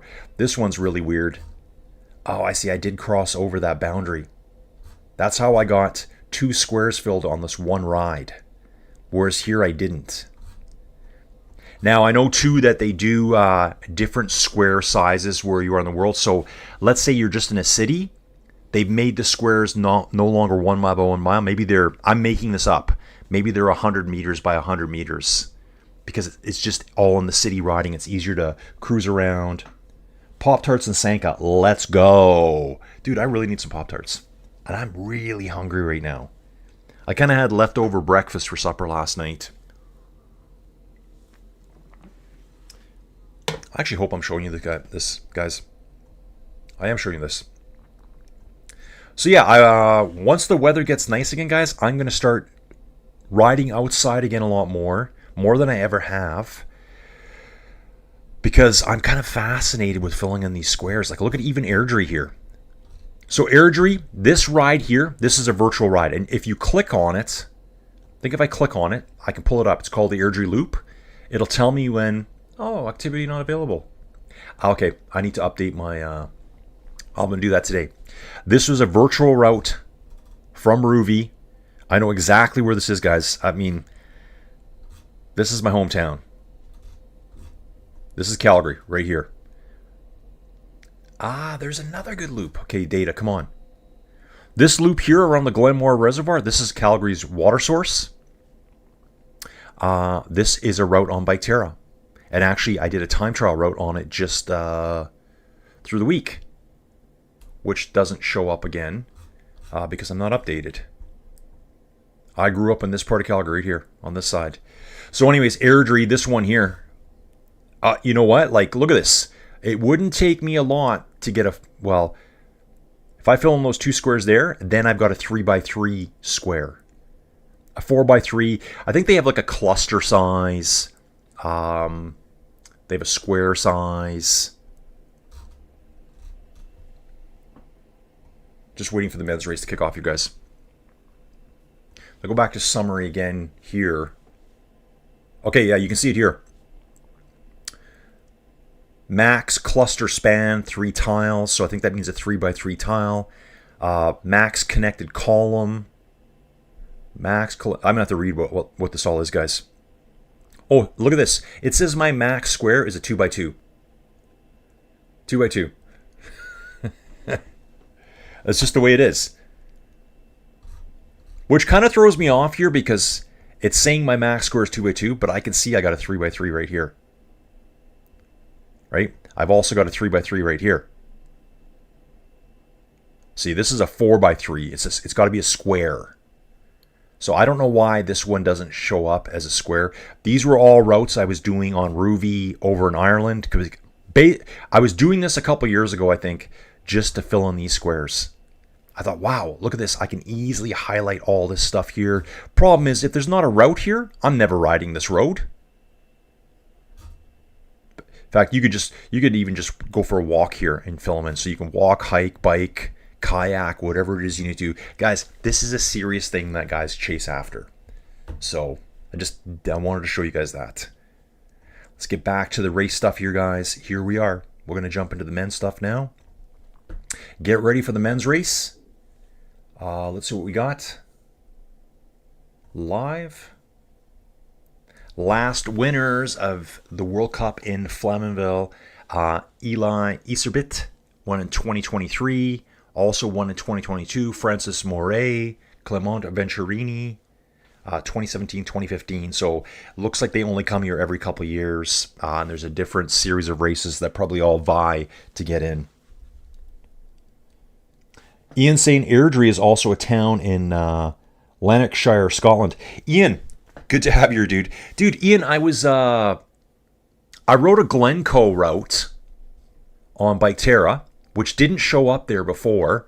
So I rode from the bridge of Orkay, which I would have called Orchie, but my Scottish friend Stephen Cycles corrected me. It was a route that he did on Biketerra. So, you know what? Can I show that to you guys? Yeah, I think I can. Yeah, we're going to do that right now, guys. We got time to kill here. This is all random cycling talk. So, sorry guys, I'm typing in the dark here. So we're just going to come to Biketerra right now. We're going to go to the dashboard here. We're going to look at Colin. My stats. So what did I do? Oh, I rode Scotland yesterday, dude. I rode Scotland yesterday. And here is my Chrono Championships. I was just talking about this. Here's Calgary. Here's that Glenmore Reservoir route. So I did that earlier. I took 5 days off the bike. Remember, guys, sometimes I do squeeze in. Oh, yeah. You have to be careful on the Chrono Championships. Oh, this is the first time I've noticed this. You get one chance to hit the start button. And what happened here was I did the circuit Gilles Villeneuve as a warm-up. I went really slow, 4.4 kilometers in 9 minutes, just a light warm-up. This is the Formula One track in Montreal. And it disconnected in between. So I sat there going, I'm not moving. Jumped out. Your time is started right there and then. So it took me a minute to get things going again. So my 27:54 time actually became a 28:54. But yeah, we can take a look at Scotland, Inverness here. I'll use this map to work with. So like as Ian said, there's an Airdrie in Scotland. There's also a Calgary. There's also a Banff. I think Calgary is somewhere over on this side on the west coast. I think Banff is somewhere up here. There it is. Dudes, I found it right away. There's Banff.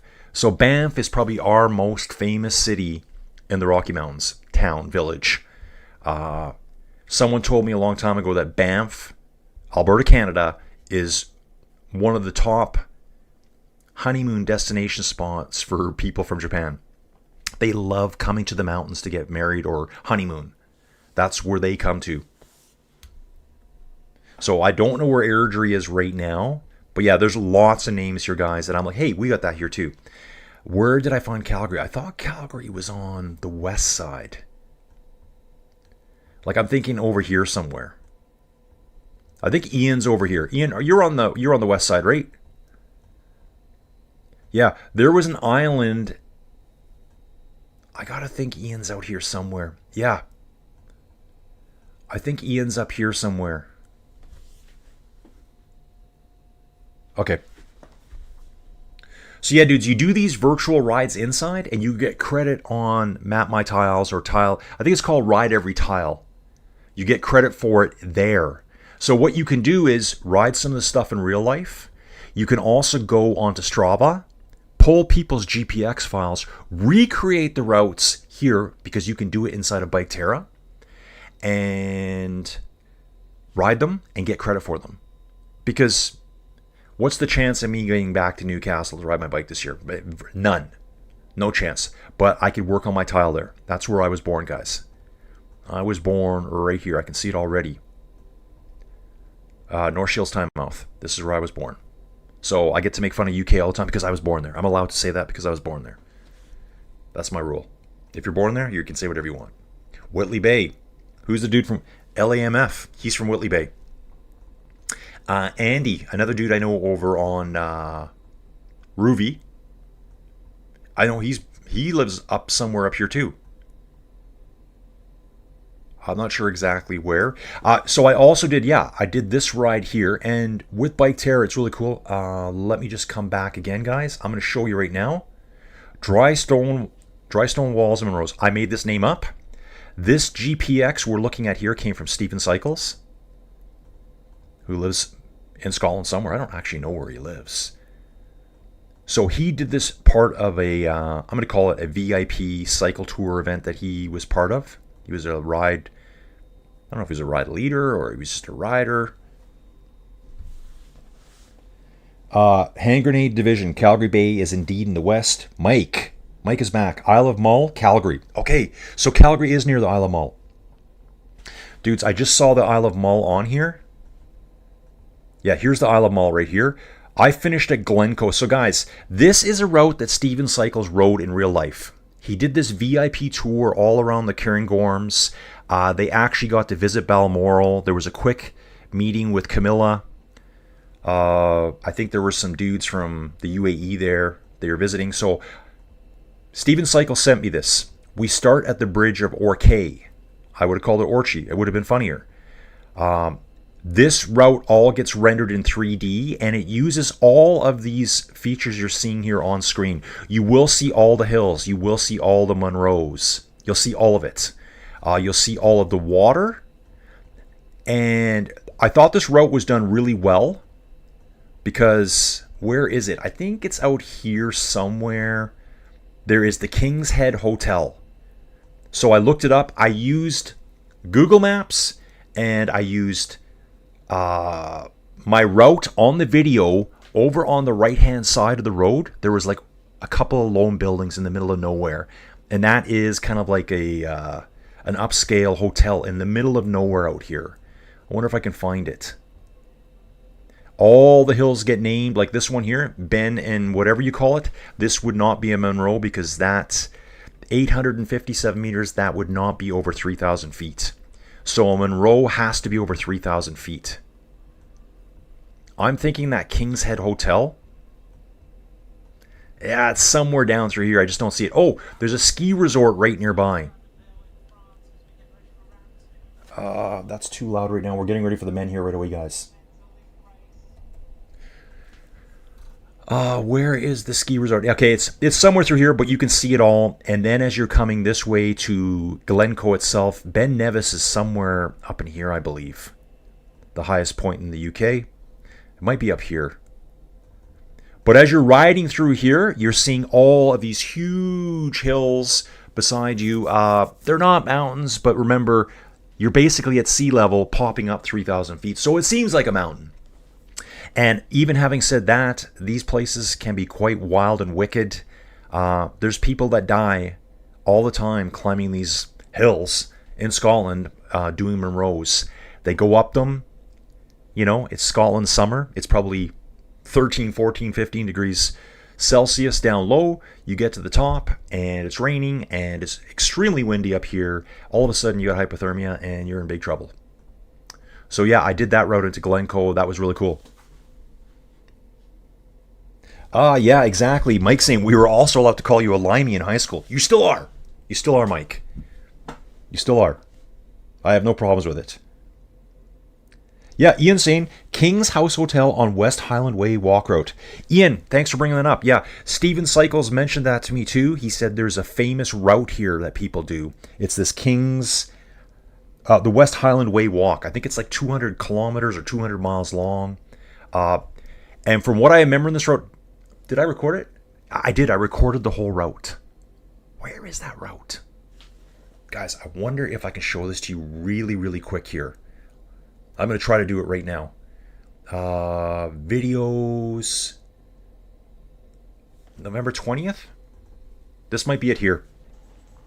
The men's race is going to start right away. This is Bike Terra, guys.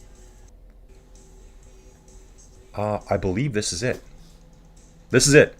This is that West Highland route, whatever you call it. This is me riding the bike. I'm just going to bounce around through the video a bit, guys. So this is what you see. So everything you see here is being generated correctly from the maps that are on screen. Some of the vegetation, the forests and that aren't perfect. But if there's buildings, it's spot on. The hills you're seeing on the sides of the roads, they are spot on. Most of the major waterways, lakes, and rivers will be caught. Sometimes it doesn't catch them if they're very small. A creek over in this part of the world is called a burn. I learned that. My favorite burn is the Cockburn. Did I just say that? Yes, I did. There's a place up in the Cairngorms. It's called the Cockburn. So a burn in this part of the world is like a small creek. So dudes, this is what I like about Biketeria. Again, guys, take a look at that waterway in the distance there. You can see the map in the bottom right-hand corner. You can see the river that's actually there. It's all being generated in the browser live. So you don't have to do this huge download to your PC. It's all generated live. So sometimes, you'll see me spinning the map around and stuff. Things will kind of pop in and out. They'll render in. So I had complete control over this camera. I think this lock here, I was going to say lake, it's a lock. Same thing. I think it's called Loch Tula. I think it's Tulla, I believe. I did study the maps, guys. So here you can see I'm controlling the camera with my mouse right now. I'm looking at the map. You're going, what am I going to see over here? Actually, you know what it is? Right now I'm trying to figure out what that one little building is. There's a tiny building up here just on the right-hand side. And I was looking for it on the map. We're going to move along, guys. I'll just show you some more stuff here. It's a really good cycling platform. It's very realistic. All the gradients are at 100%. They don't dumb it down to make it easier for, cyclists. I don't know if I'll catch that. Actually, I think we're getting very close to it here. I think the drawing here is really nice of these Monroes in the background here. Yeah, Dawn saying... Cockburn, I think they make creams and lotions for that. Yes, they do, dude. We're just going to say that for now. Yeah, I think that's when me and Steven Cycles did... it might have been the Lecht, I think. There's a famous climb here called the Lecht. You spell that L-E-C-H-T. And that's more up in the Cairngorms. I think it's the Lecht. It's north of Balmoral. Yeah, so... all those hills, guys, that's actually generated from what's occurring in real life. It isn't just some artificial, yeah, you're in the mountains, so we just got to put some fake mountains in. It's all generated from that. If you were to zoom in on the map, you would see the names of those peaks there. Guys, I'm jumping out of this real quick because the race will be underway soon. But I do want to just show you what I can here. So again, waterways will show up. There should be a waterway. Look at the map, bottom left-hand corner. There should be a waterway there. Actually, I hope I'm showing you this. I'm not even showing you this, guys. I had a media player going, guys, and it's not even open. Okay, guys, let's jump out of here. That was a waste of my time. Okay. We're going to go back. We're going to turn that off. Okay. Sorry, dudes. I totally butchered that. So we're back here now. Let's just zoom this out. I'll turn that video on afterwards. Biketeria is cool. Get into Chapa. Exactly. Lecht is a ski center, also in Eastern Cairngorms. Yeah, so I think we did that one. We did that route on Ruby. And you know what? See, the cool thing about it is, if I did them on Ruby, I can go to Strava, download the GPX file, which takes all of 15 seconds flat. I come back to Biketeria. Biketeria here. Is that what you guys are looking at? Yeah, I lost track of what I was doing, guys. Yeah, so we're back in Biketeria. And then you just go to your routes. So you grab this, you come to your routes. I go over here. I say, I think I go to my routes.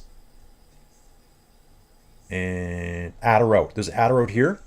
You click add a route. You just drop your GPX file here. GPX file or a fit file. And it creates your route in about a minute. You do need to go back through and see if there's any weird, you know, busts in the data. Like I had to go fix up Paso Gardena from the west. That's my file. I did that one. I uploaded that. I had to tweak some of the data here. Just there was a weird little bump that wasn't real. And remember, when you're climbing hills, you don't want it to be too hard. Dudes, I'm just going to close that, get back into the UCI stuff here. We're back. Boom time. Yeah, so guys, I was trying to show you a video by Terra there. I need to set it up as an application. That's okay though. When I say that, I mean in OBS. I didn't have it set up. I thought I could show it as a window capture. I'm going to make a video on that anyways, because I'm going to make a video called Bike Terra Bootcamp. Most career World Cup top 3 results for competitors. Lars van den Haar, the 34-year-old right here, who rides for the Baloise Glowy Lions. Remember guys, if it's CX, it's the Dutch. CX, it's the Dutch. This guy finished 7th last week at UCI World Cup in Tabor in the Czech Republic.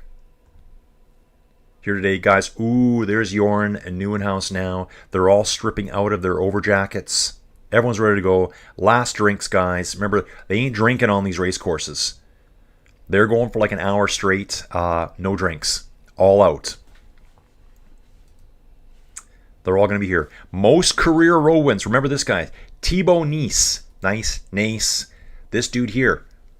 He has 15 wins on the road, and he won last week in Tabor. This dude is the guy that did just what Anik did today. He just rode away from the field, probably on lap 2 to lap 3 of last week. So he rides for the Baloise Glowy Lions as well in the winter, and rides for Lidl Trek World Tour Pro Team in the summer. When I say summer, God, he might be racing it in January in World Tour. Don's saying, yeah, I should add the soundbite to your word boom time. Yeah, dude, I got to start using that some more. It's not even on right now. Here we go, guys. Here we go. The men are off here right now. Big sprint. Looks like Emil Verstringer here is way over on the left side of the screen. He's tall. He's lanky. He is also a World Tour road rider. We're going to look at the start list here right away. I'm kind of wondering if there's a little bit of a rain that just happened here, because they're riding through some splish-splashy mud that I didn't see at the women's race. Maybe a bit of rain just rolled through. Or Jorn Nieuwenhuis, he's the one that's had so many struggles at the beginning of the races and just somehow pulls it all back. At the start list here today, there he is. Emil Verstringer rides for Creeland Corridon. This dude rides for them in the wintertime, and in the summertime rides for Alpecin de Koenig. So here he is riding CX through the dirt and the mud in the winter. Also rode the Tour de France way back in July. Finished 65th place at the Tour de France. Best stage result for Emil. Looks like he got 41st on stage 19, Albertville to La Plagne. That was a tough stage too. That was a mountain stage, guys. That was the reduced mountain stage. You can see here, it was reduced down to 93 kilometers. That was the stage that got greatly reduced. Remember, there was a cattle disease outbreak, and the farmers were protesting, so they shortened the whole stage. Obviously, he's good in the mountains, because that's a tough, La Plagne, that's a tough one. It was significantly reduced, the stage. That would have been probably the Queen stage, but did get reduced due to those protests. There's always protests at the Tour de France, guys. Always. Let's get into the live action again here. Lawrence Fake. Creeland Corridon, Emil's teammate. This guy won back on November the 11th. The first cyclocross race I covered here on the channel at the Telenet Super Prestige Neil. That was on Remembrance Days, guys. And we will be adding boom time. Let's let the men settle in here. We've got a group of 3 up front, small gap, and then a big trail of riders coming right after them. Lawrence Fake, it looks like Van den Haar. I would say that's Van den Haar there. Lars Van den Haar and a third rider who I haven't identified yet. Technical corner here. This is where Aniek had problems earlier. They're all riding this year. Verstringer had to do a quick dab, put a foot down. Vanderputter coming, Nieuwenhuis coming as well. And there's Gente. I think it's Gente. Competitors per team. 5 riders here for Creelan Corridon.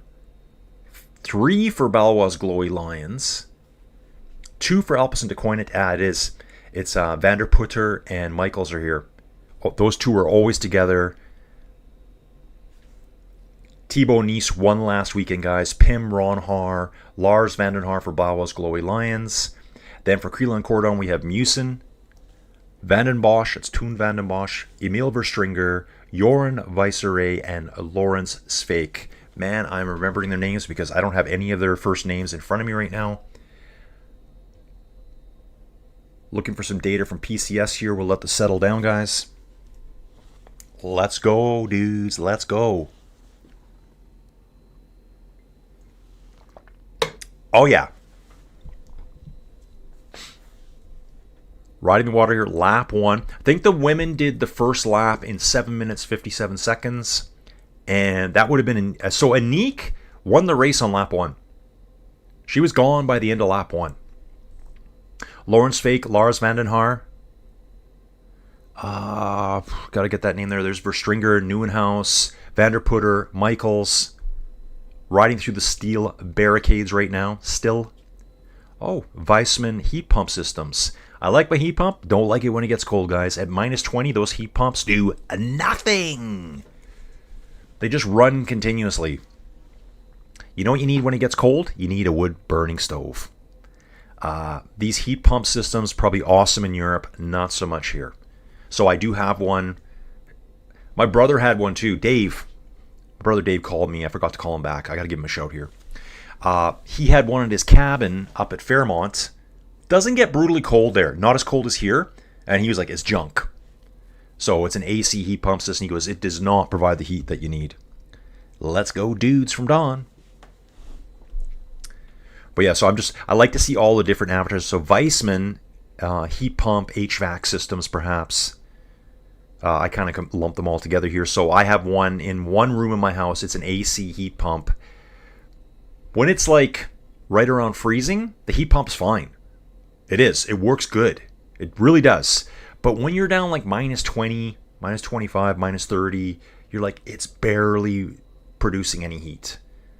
So it's extracting heat out of the air and reverse. It's like a reverse fridge is what it's doing. Pellet stoves pump out a lot of heat. Yeah, they do, Don. And the good thing about a pellet stove, you can put like virtually a whole bag in them and just they'll run for like a day or two straight. I did have a pellet stove. I drove 3 hours north here, picked up a pellet stove. I bought it for an old fireplace in my house. It was an insert. And I'm like, this old fireplace, you know, the old standard style where the heat goes straight out. I wanted to put an insert in there. Didn't fit. I didn't know there was different sizes. So then I had to resell it. So yeah, but in our main room, that one there, I have like a wood burning stove, chop wood, cut down trees. I've got another tree to cut down. It's going to fall across my driveway. So it's going to have to be a day where I'm prepared to work hard. Because when it falls, it's going to block the driveway. I got to make sure I can clear it so we can get in and out of the property. Sveik, Vandenhaar, Nieuwenhuis. Who is the fourth rider here?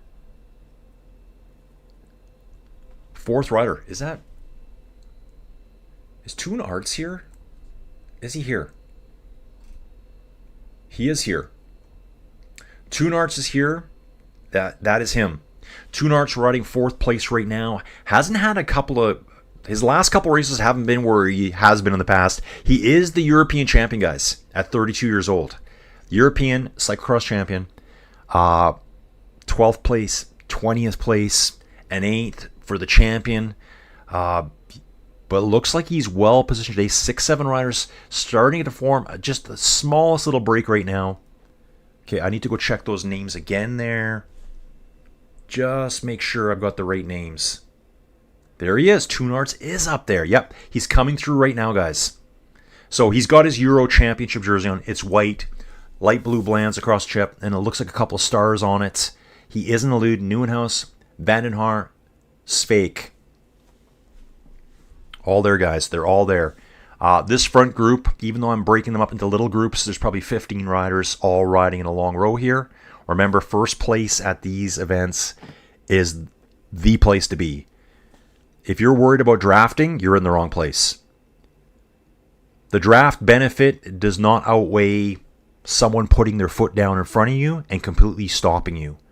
If someone dabs in front of you, you're going to have to dab as well. You're going to have to hit the brakes, crash into them. As the guy that's out front doing all the work just slowly rides away. Thibaut Nice is here. Okay, let's keep an eye out for him too. We'll let the race settle down, and I'll double check here right away to see how many laps we're doing. Okay, guys, little commercial here. Running the stairs. Nieuwenhuis running the stairs for the first time. Lap 2. I did miss the time on lap 1 there. Toonarts, it is saying he's in the lead, but it's not. It's Nieuwenhuis right now. I did see a new rider just pop up into the front there. I'm trying to figure out who that is. Crillon Cordon, so strong with 5 riders here. Who is in second place?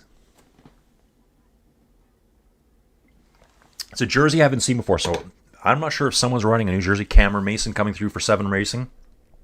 Through the pits. Okay, look at the leaderboard column. Look at the leaderboard. It's not showing up in PCS. PCS has no results for us yet. So, Joris Nieuwenhuis did first lap, 7 minutes, 10 seconds. Just to put it in perspective, guys, the fast ladies, they were like 7:56, 7:57. So that's how fast these dudes are moving here. Joris, Toonarts, Niels van der Putter, Lawrence Sveek, Lars van den Haar. So they should all be in that 7:10, 7:15 range. Yeah, back to Cameron Mason, back to a 7:17. Okay, I'm going to bounce back here. Ooh, didn't want to do that. Toonarts really pushing hard here out of that little hill section. This is that Verstringer running his bike again. Verstringer running his bike again. Cameron Mason right on his wheel. Through the off-camber section here, we got 2 riders out front right now. Nieuwenhuis and the jersey that I can't identify yet. I wonder if that's Thibaut Nice. Just trying to figure out who this is, guys. Through the off-camber section, there's a string of 15, 18 riders long here. All coming through now.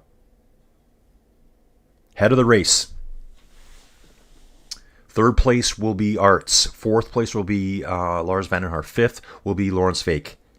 It is Thibaut Nice in 2nd place. Wearing a different jersey this week.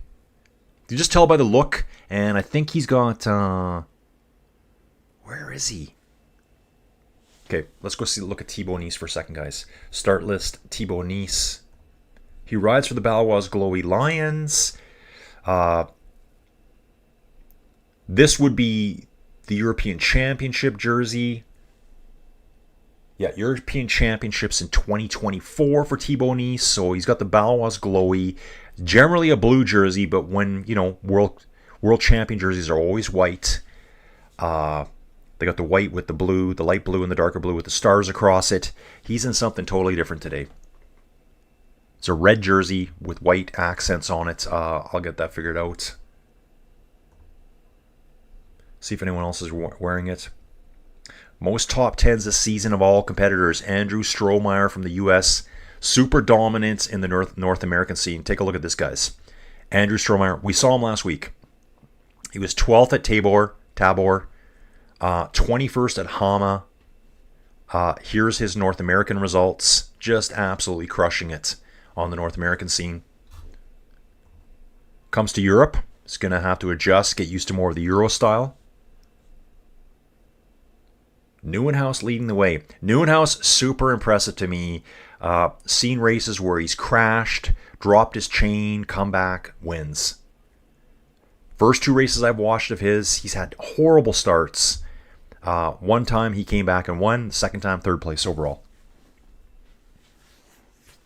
So yeah, Don, really looking forward to the warm-up today. Actually, where Mike is in Calgary, it's even warmer than out here. If I was to look at the Calgary forecast, I bet you it's 4 to 5 degrees warmer.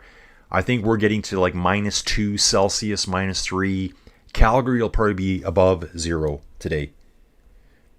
They're slightly higher in altitude, but they get a better wind flow than we do. I'm actually going to do that right now, guys. Calgary. Yeah, check this out. What is Calgary going to be today? Well, no. It says Calgary's only going to hit -2. So about the same. Okay, everything's set again. Nieuwenhuis, Nice, Vandenhaar, Vanderputter, Toonarts, and trying to figure out, there's Lawrence Sveik. Sveik looks like he's 6th or 7th. I'm not getting anything yet from Pro Cycling Stats for the situation. It just popped up now, guys. Joris Nieuwenhuis, Thibaut Nieuws, Vanderputter chasing. As I just called them all out. Lawrence Sveik, somewhere 6th or 7th place. Definitely a group of 2 up front. Nieuwenhuis and Nice. 10 meters, Vandenhaar, with Vanderputter right on his wheel. So Vandenhaar is right here. Lars Vandenhaar is right here with Niels Vanderputter through the planks. We got 2 groups of 2. Vandenhaar likes to run them. Saw this last week as well. He always runs the planks. Other riders are bunny hopping them. 2 groups of 2 up front. Nieuwenhuis looks back. This should be coming up to the end of the second lap. End of the second lap? Smoking. They were faster that lap.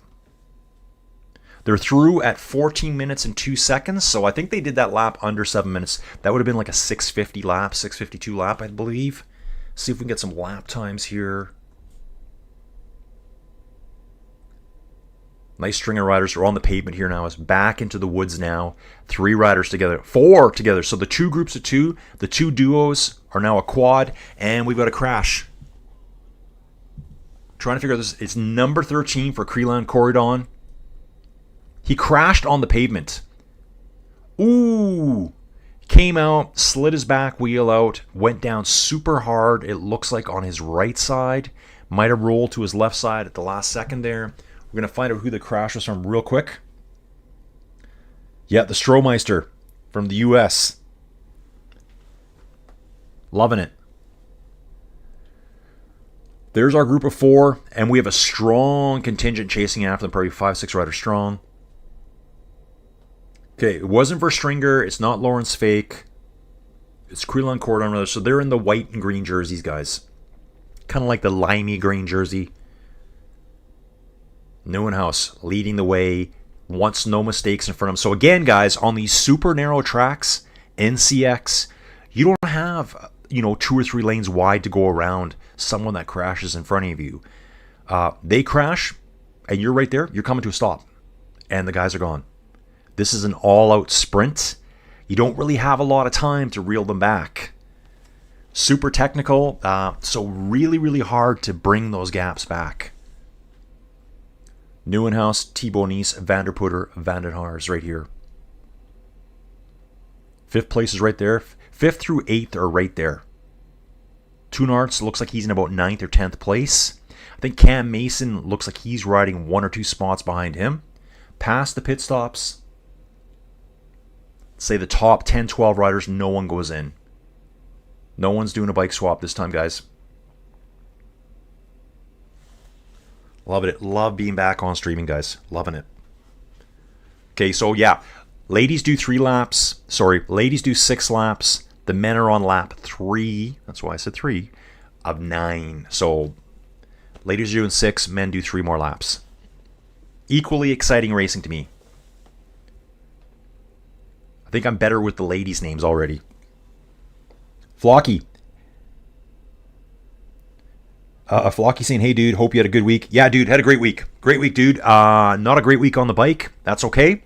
You're allowed to take a break once in a while. I did ride yesterday. Will be riding today. Think I'm going back to work. Had 2 interviews this week. Same company. Second interview was a working interview. Yeah, I loved it. Love it. Back to the nitty-gritty. Back to the hands-on geology. The guy that crashed, coming in for bike swap right now. Throws one bike down. Instantly jumps on the other bike. You know how hard it would be to mount a bike on the run like that? Like, that's a skill set, guys. I can barely mount my bike at home. Every time I throw my bike over the seat here, my leg over the seat, I catch my leg on the way off. Bike, almost gets ripped out of the trainer.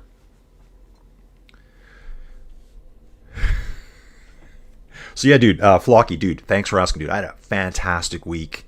Things are on the upswing. I think things are on the upswing. I got less chores at home. Hopefully, I think the way we left it at the end of the week, 99.9% sure I'll be doing this, but you still got to sign paperwork, right? Like you can't, nothing's a given. Until there's paperwork signed, I guess I'm still just hanging out at home, doing my YouTube channel.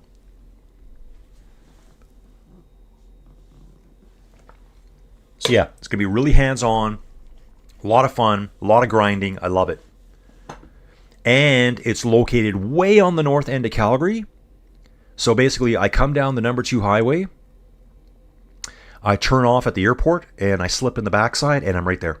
There's none of this dealing with the heavy traffic getting into downtown like I used to as, say, like an exploration geologist, all right downtown. Everyone come downtown, deal with all the horrendous traffic. That last little distance into downtown, it's probably 5% of the drive. It could take a third of the time. So you could get there like in 55 minutes. Remember, guys, I'm way out in the country, or the next day it might be an hour and a half.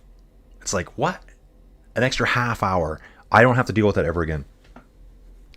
Flocky32, what do you find out? Dude, the way so yeah, working interview on Friday. Working interview on Friday. Okay, great job, Colin. Let's go back here. Let's go to the boardroom. We talked money. We talked commitment levels because, you know, I'm committed 1,000,000%, and he needs that. Timing. When are you available? How soon can you start? How soon do you want me? All that kind of fun questions. I'll be talking to you next week. That's because it was Friday afternoon. It was like, hey man, have a great weekend. I'll be talking to you next week. So I'm like, okay.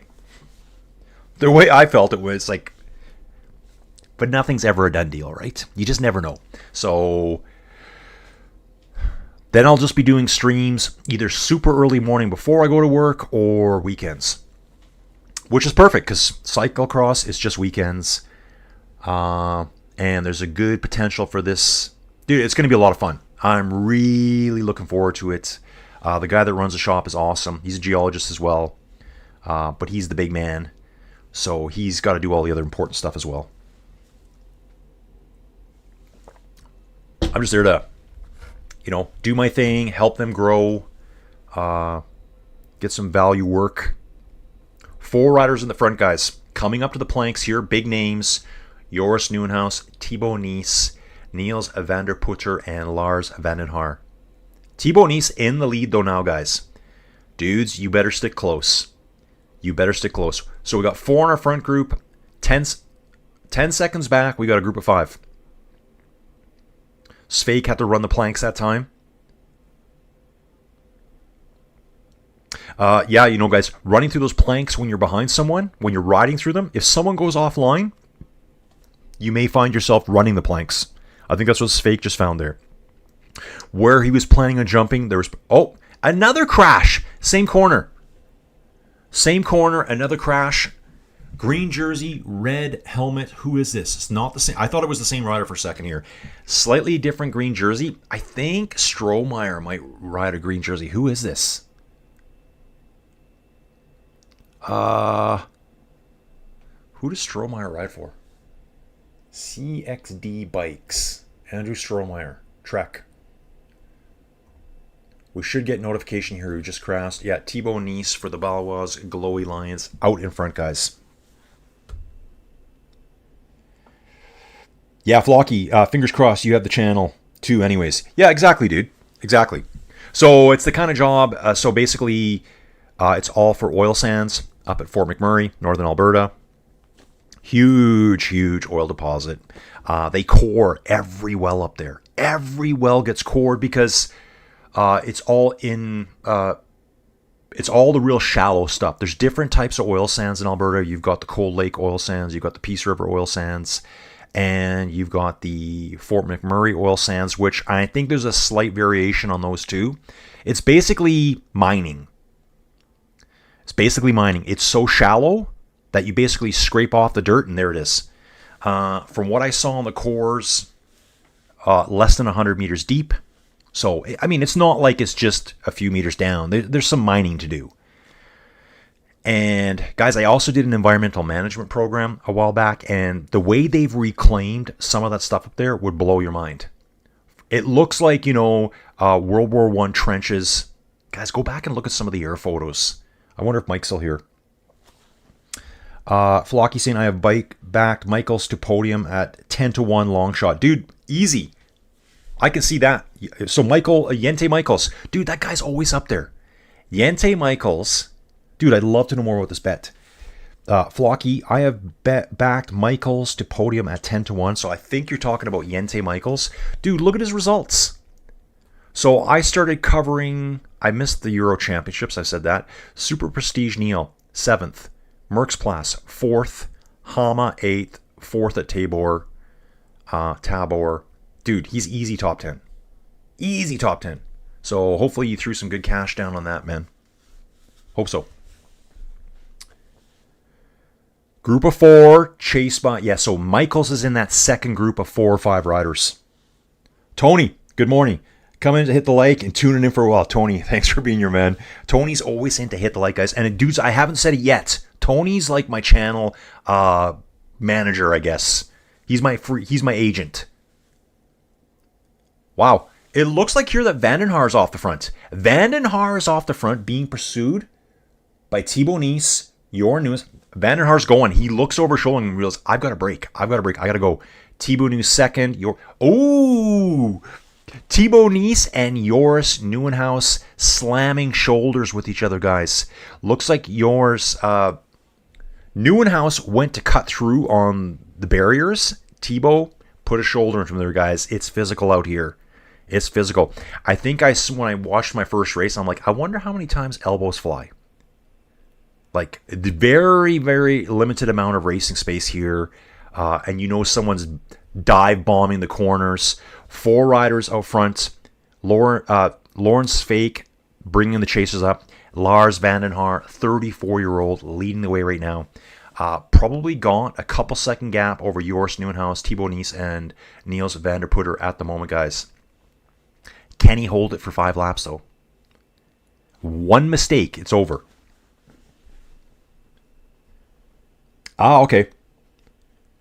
So, Flocky saying to collect, I need Michael's top 3. Okay. So, Michaels needs top 3. Right now, he's in top 7. Top 7 right now. Vandenhaar first, Nieuwenhuis, Thibaut Nice, Van der Putter, all 4 riders on screen. Lars Vandenhaar has a slight break. Lawrence Fake coming.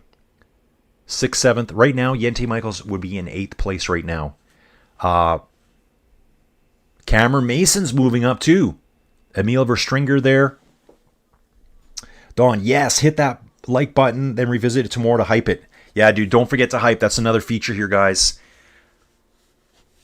Okay, that's old data there because it's saying Thibaut Nice takes the lead. That's not true. Most consistent lap... They're saying constant lap times. I would say consistent. Okay, how about that? Toon Vanden Bosch.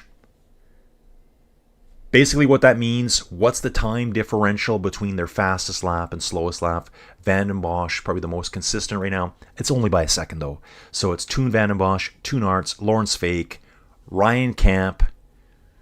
Oh, Ryan Camp, that... Okay, maybe he was the guy that crashed. I actually haven't seen... They haven't even mentioned the crash yet. Oh, here it is right here. So that was 9 minutes ago. Joran Viceray, and it was a Creelan. No, that's not true. This was the first crash. Joran Viceray, Creelan Cordon did crash. I couldn't identify the Creelan rider at the time. There's been another crash since then, and it hasn't been noted yet. Lars Vandenhaar, 5-second lead right now, guys. 5-second lead. And it looks like Niels van der Putter is slowly falling off the back here. Joris and Thibaut are right on Lars' wheel, though. Remember, the data coming from Pro Cycling Stat, guys, is, it's probably a minute out of date. Joris is pulling Lars back, taking Thibaut Nice with him. Niels van der Putter is struggling to hang on to this group of 4. I'm going to say he's 30, 40 meters back right now. Going through the planks, Lars runs it. Joris jumps him, Thibaut jumps him. Van der Putter jumping now. That's kind of the way they're going through. Lars always runs the planks.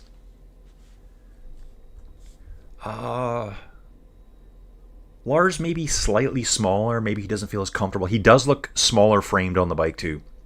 Joris Nieuwenhuis. Yeah, he's 1.85 meters tall, so he's right around 6 feet tall, 6'1". Maybe he just, I don't know. Ooh, fastest lap overall so far. Thibaut Nice, a 6:51. That was lap 2, guys. Lap 2, a 6:51. Flying. 3 riders in the front. Nieuwenhuis takes the lead here right now, guys. Nieuwenhuis takes the lead on lap 5. Thibaut Nice on his wheel. Lars van den Haar right there. Lars, get it, dude. Get it. I love it. Tony saying I can only have with my chat and sharing site with friends, watching on desktop, hyping out. Yeah, that's right. Tony, you're right about that. Dude, I was looking at that a while ago. Dude, these are the things I forget. Like, I'm in that Google boot camp, YouTube boot camp. They're like, yeah, hype your videos. You're allowed to hype your own video. I still haven't hyped them.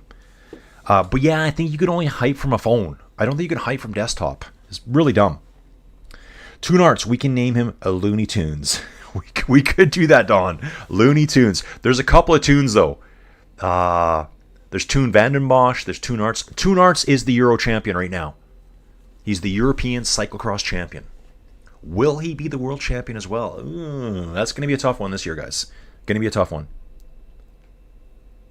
Vanderputter dragging his way back, guys. He's narrowed it a little bit. He's maybe 10 meters off the back now of Lars van den Haar's wheel.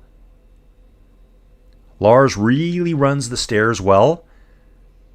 Almost pulled up right alongside Thibaut Nice on the stairs. Going in behind him, up the stairs, pulls up right beside him. Love it. Joris, this dude is so good. This guy is so good. Joris Nieuwenhuis here. Dutch rider, rides for Ridley Racing Team. Yeah, it was Merckxplas. It was the Merckxplas race. He had a horrendous start. Crashed. Dropped his chain. Was riding 13th or 14th spots. I remember just watching going, this guy's probably out. He rode right back to the front and won the whole thing. Guys, you can see here, this is the difference. The Telenet, huge events, different UCI points. So you only get 80 UCI points for winning a Telenet race. For the UCI World Cup race, you get 200. You want to win the UCI World Cup races. The other ones are important too for overall UCI point standing, but the big daddy is the World Cup events. Makes sense. Joris working hard on the front, guys. They're saying there's 4 in that front group. I wouldn't necessarily say that Vanderputter is in that front group right now. Cameron Mason up to 5th place by himself. I think that's Fake in 6th. Van Turenhout's up there, and Jente Michaels. So we've got 4 riders so close together through the off-camber. Cameron Mason coming through in 5th off-camber. Lawrence Fake in the off-camber. Jente Michaels 7th place off-camber, and Van Turenhout's right behind him. So there's 8 riders doing the switchbacks through the off-camber section right now. Not as hard as the off-camber at Tabor, because that one we were going uphill. And it was more off-camber. Yeah, Don's saying yes, hype from the phone app. Dude, I got to do that more. Hype my own stuff. Why not? Everyone else is doing it. Cameron Mason on a charge, guys. Cameron Mason's on a charge. I believe it was last week at Tabor. Think about this for a second. First lap. Oh, I think he had a flat tire. I think he had a flat tire at the start. Yeah, I think he might have crashed too. Well, no, he had a mechanical at the start. No, it was actually Nieuwenhuis that crashed.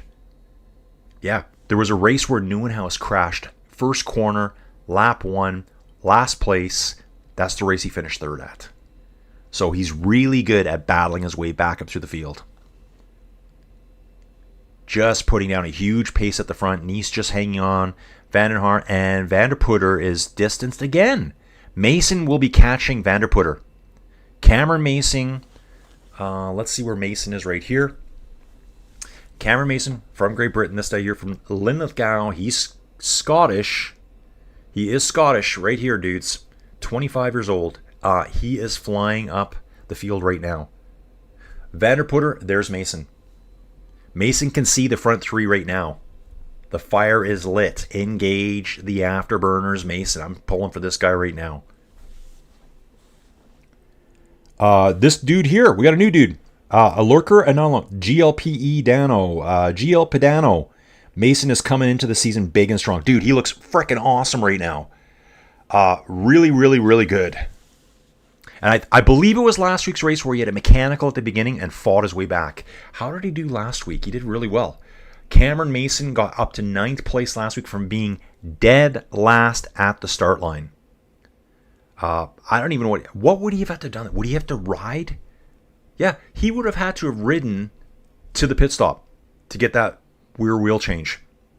Bike change. Yeah, they wouldn't do a rear wheel change, guys. They just swap the bikes. There's always a bike ready to go for these riders. If there's any cyclocross experts here, is there a way that they can communicate with a team member out on course saying, yo, dudes, I'm coming in with a flat wheel. I'm coming. You know, like to let them know in advance. Like, do they have communications at all? You know, it's kind of like having like a team, like a soigneur, as they say, passing out bottles. They can relay messages. I kind of wonder that, like, they're coming by, dudes, tell them that my derailleur's not shifting. But I guess then too, yeah, the reality is, doesn't matter what they tell them, they got to get back to those pits to get that bike swap. There's always a fresh bike racing. They give them one bike, they're going to clean that bike off. I would imagine they're probably showing up with 3 bikes per rider. Nieuwenhuis just looking so flowy here through the technical sections. Nice right there. Lars just slightly back from them. Running the planks. If you could run the planks well and you've got a good mount, dismount, you can get through them just as quick. Let's have a look here. Ooh, yeah. There's that really tough section. You come off the mud onto the pavement. We've seen 2 crashes there. Exact same spot every time. 5 riders in the front straightaway. Mason is on Vanderputter's wheel now. Looks like Sveik in the distance. Then Jente. Jente would be riding 7th right now. Small gap to Van Turnhout. Mason's coming this. Okay, Ian's saying spotters on course to watch for signals from the rider. Yeah, Ian, do they have that? I would. To me, I think it would be a smart thing to do. Just so they know for sure, like, okay, what's his problem? What's going on? You know, they could probably have, like, they could just use their cell phone. I guess that's all they need to communicate with the pits. But I got to imagine probably 2, minimum 3 bikes probably. They're cleaning a bike off. I've seen them actually spraying the bikes down, trying to get the mud off them, get that fresh bike ready. Maybe they put some, I don't even know what kind of chain lubes they use for these bikes. Sveik looking big and powerful here, man. Big and powerful. Jente, Michaels right on his wheel. Van Turnhout, slight gap.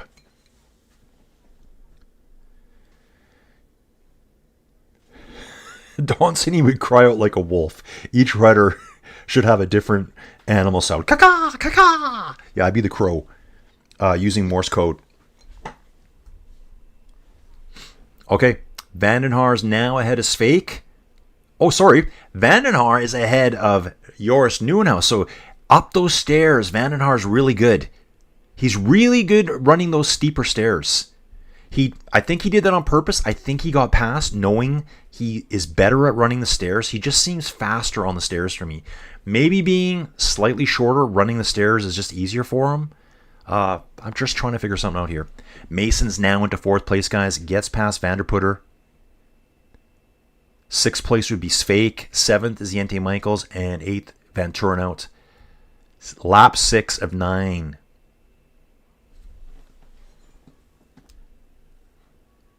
Yeah. GL Pedano. Vandenhaar in his last season looking good. Yeah, dude. I wasn't sure if it was his absolute last season. I'm really new to cyclocross. I did see somewhere, I don't know if it was on Instagram or something. I think his... I guess it's his girlfriend, I don't know, his partner anyways, posted a really nice comment about him, like, you've done everything, you probably should retire, but keep fighting. I'm like, oh, maybe he's at the end. He is 34. Oh, problems for Thibaut Nice on the climb, drops his chain, guys, dropped his chain on the little climb before the off-camber, gets passed by Mason. Mason comes back past Thibaut Nice here. Vanderputter right on his wheel. Yep. He kicked his back wheel out on that corner, probably hard enough, it just jostled the chain over.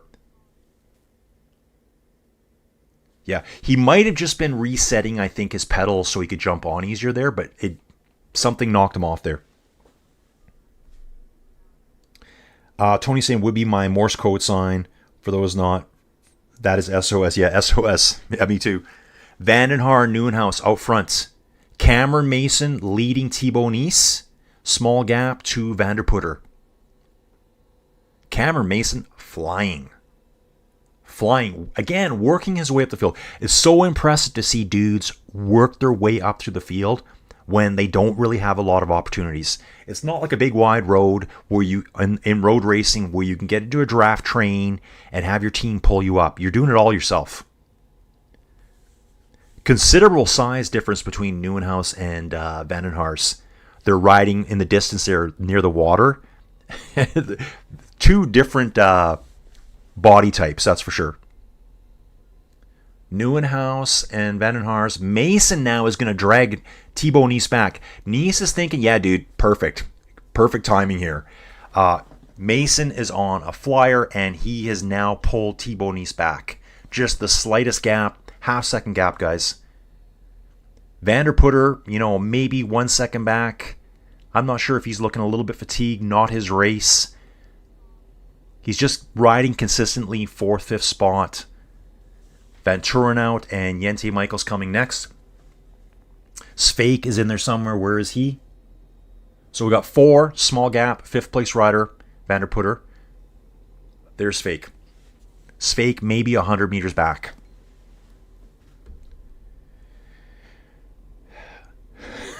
Don saying his spirit animal is the turkey dog. It's just a chihuahua dressed like a turkey.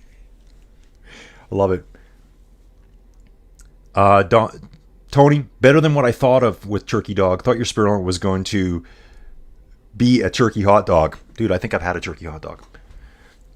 Vandenhaar in first place. Joris Nieuwenhuis second.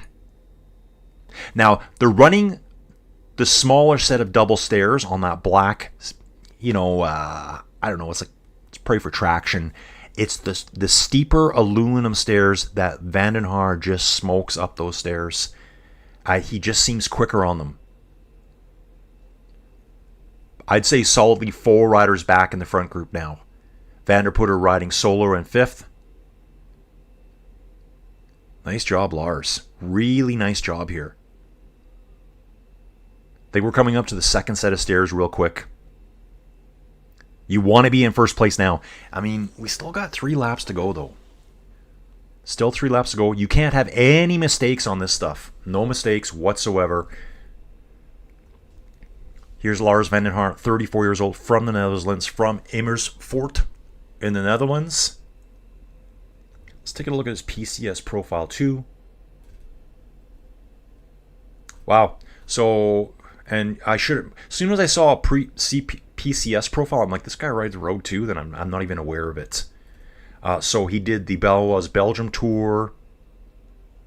Kind of like, smaller, shorter, 3 to 7 day stage races.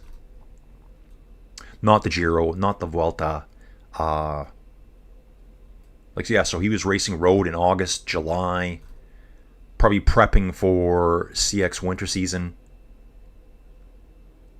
Awesome. Probably more like what I'd say, like continental level races. But doing both. Love seeing it. Yeah, they just mentioned now that mechanical problem. I think he knocked his own chain off. Not executing that corner the other riders did. His back wheel stepped out so hard on him to the left side. I think it just bounced a chain.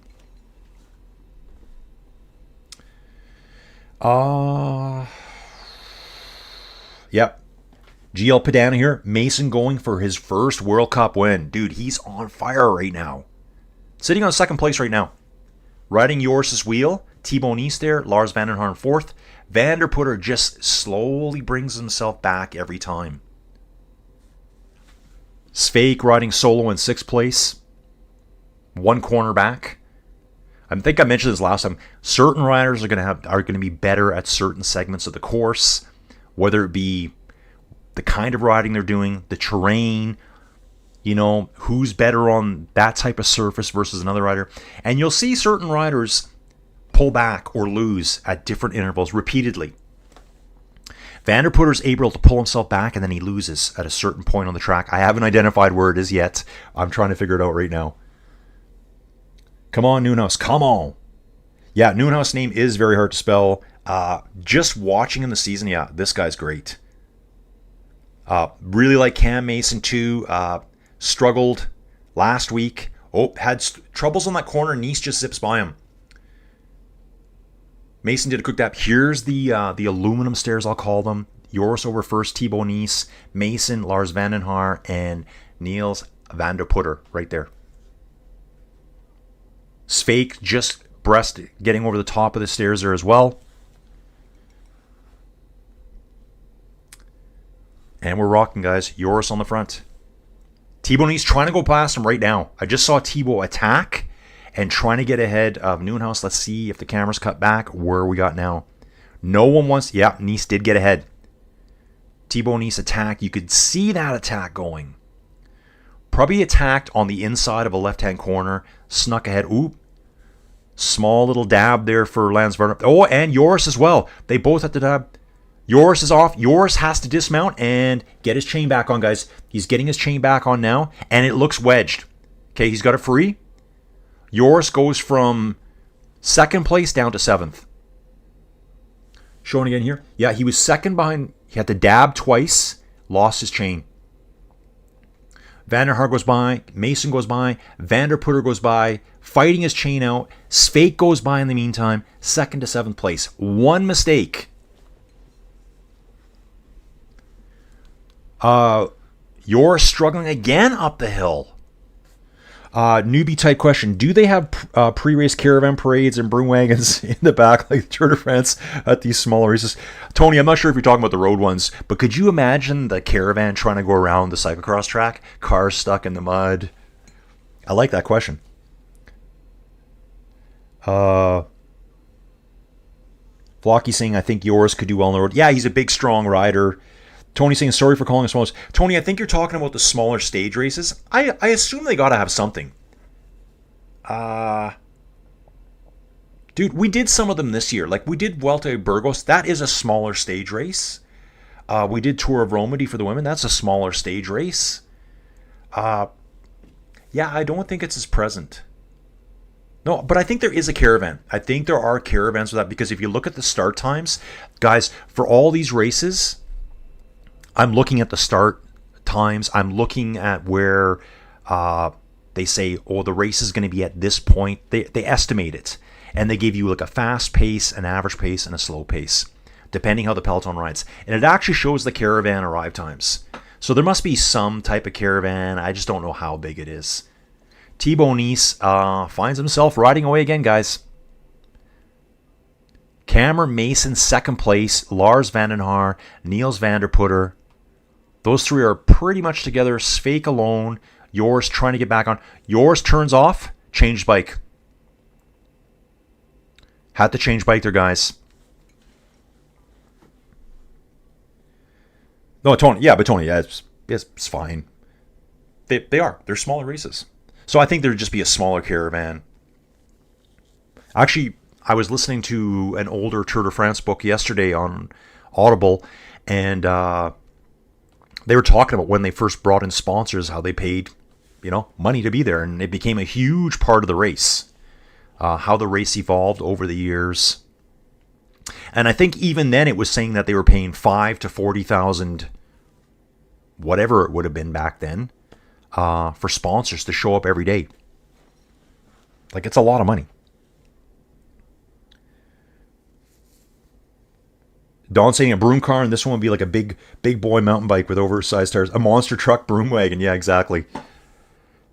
Mason sitting ahead of Van den Haar. 2 corners back from Thibaut Nice. I mean, yours is right with Nice.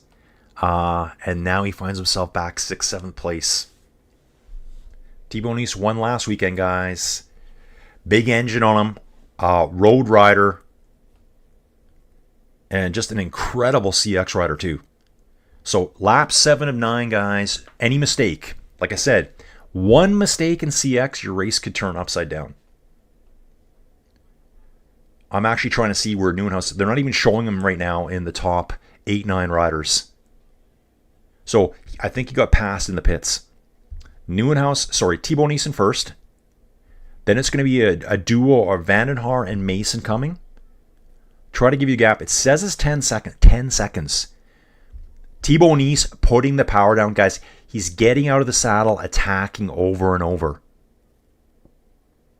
And remember, Thibaut Nielsen had a chain drop earlier too. Pretty sure chain drop. He's through the planks, hitting the planks. Now, hops him. Here comes Mason and Vandenhaar. Good 10 seconds. Planks. Vandenhaar runs the planks every time. Vanderputter coming through in 4th place. I bet you Thibaut Nielsen set a fastest lap right there. It'll be interesting to see this lap time because he's attacking out of the saddle over and over. We're going to get a lap time here. Cameron Mason, fastest rider in lap 6, was Cameron Mason at 6 minutes and 56 seconds. I think the fastest lap so far was a 6:51 by Nice earlier in the race. Let's see what that lap was. So that was lap 7 done. We've got 2 laps to go, laps 8 and 9, guys. 7 and 9 sounds like Star Trek exactly. Good call there, Don. So we're now on lap 8, guys. I'm looking for a lap time for Nice on lap 7. There we go, guys. Fastest. I love when the stats come through at the right time for me. That's just a fluke.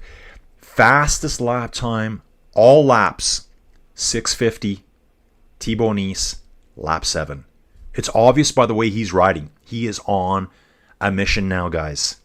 Where some riders are sitting, he's standing. Attacking. Just smashing huge watts, trying to get every advantage he can. He also has the second fastest lap time at 6:51 on lap 2, which I called earlier. Norris Neuenhuis, 6:52 lap 2. So lap 7 dominated by Thibaut Nielsen. Put a huge attack in lap 6-7. It's a good strategy. Up the aluminum stairs, over the whip-de-doos now. Yeah, aluminum stairs. Mason 2nd. Vandenhaar 3rd. Clean. And Vanderputter will be coming 4th. So Nice has to survive for 2 laps right now, guys. Joe's Guitar Shop, 5x5. Joe, welcome back, dude. Welcome back. Don saying 2 laps to go, then I got to get a flu shot. Get it done, man. Get it done. Don't get sick. Neil's back. Oh my God, you're still going. Been outside putting up the exercise lights. Pop back on to see how the stream's going. Neil, this is a short one. This is easy for me. Dudes, I really find the CX streams are so short. They're 2.5 hours long. Some of you dudes were here, the 6-hour plus streams for the Tour de France, for La Vuelta. The insane streams I did, the end of the men's tour, the start of the women's Tour de France, double streams one day, and a crash by Thibaut Nielsen on the corner, put his bike down on that technical corner. He dropped his chain here before. And it allows Mason and Vandenhaar to close in real quick here, guys. Oh, yeah. It's so muddy in this right-hand bend. You can just see the back tire just trying to dig in. He actually just kind of fell over on his right-hand side. Jumps back on. Chain's fine. He's rocking. But Mason's really pulled him back now. Mason will see he's got a chance now. He's got to go hard now. Push hard. Push hard. Not even one corner separating them, guys. Yeah, Thibaut definitely came in for 709er there. Came in unannounced. Unannounced. Mason out of the saddle, chasing. Mason and Vandenhaar, dude, these two need to work together. The guy that's going to be retiring soon. Mason, who needs his first World Cup win. I think that's correct. Thibaut Nielsen might be pushing a little bit too hard right now. His left foot came out and he was using it to balance. I think he thought he was going down again. on the pavement here now, guys. We're on lap 8 of 9. I think there's less than 50 meters separating them at this point here. So, sketchy corner coming up, coming off the dirt onto the pavements. Seen 2 crashes there. And that little 180 turn before they go up the little hill before the off-camber section. There's been lots of incidents there. Chase and Mason, that's a good one. Chase and Mason, we got him right here. Chase and Mason has put a little bit of a gap into Vandenhaar. Okay, Vandenhaar's back though. Mason gritting his teeth. Stash flying from Scotland, rocking it. GL Padano, are they racing a dry course or is there much mud? Any sand hills? Dude, very, very dry course. There's a couple of slightly muddy sections, but it's not like it's been pouring rain and there's slop. Like Mason from a distance, you wouldn't even tell that he rode a CX race in his white jersey. So there's not mud flying everywhere. There's some really good obstacles. I'd say this race is not as technical as Tabor last week. Tabor had a lot more 180s, that really bad off-camber section. But I like this race here. Good excitement so far, guys. Had some crashes, had some mechanicals. Nice doing the first set of stairs. It's like a double set of stairs with a flat section in between. I should have pulled the map up for this one, guys, so I could show you the map. I think I get that from Cyclocross 24 or something. Try to show that map. Yeah, it's very, very dry course. I mean, there is some mud. Yeah, it's actually, I'd say it's probably muddier than Tabor was. Their bikes are getting pretty coated on the down tube there. 10 minutes to go. Let's go, dudes. Exactly. They have just over 1 and a bit laps to go, guys. Mason chasing Nice very hard here. What is... They're saying it's a 6-second gap. Let's keep watching closely here, guys. One mistake. Mason needs that one mistake by Nice at front. It's already happened. Mason is actually... Sorry, Nice has had troubles on that corner twice now. He's had trouble twice in that same location. Coffee's getting cool, guys. Coffee's getting cool. Okay, coming up to the planks here now. I'll call the planks as I see them, so you guys will know where they're at. Vandenhaar's going to run them. So Nice hit the planks. So it's obviously bigger than a 6-second gap. This seems bigger than 6. Mason goes through second. Hitting the planks. Now, Vandenhaar runs them. With that quick mount, dismount and mount, he can go through just as fast as the guys hopping them. Coming to the end of the 8th lap here right now. 1 lap to go, Thibaut Nice. I'd say there's about a 100-meter gap between them. Huge ride for Mason here. Huge. Oh, yeah. Padano. Yeah, temp was very low. Yeah, it looked freezing in Tabor. I think they said it was like -4 Celsius race. Everyone rode in leggings except Joris. It took me a while to notice it. I'm like, he's not even wearing like tights. He was just wearing his bib shorts for that whole race. Kind of blew my mind away. I would have froze to death as a Canadian. In fact, guys, since I don't run, if you don't know, I used to run sled dogs, guys.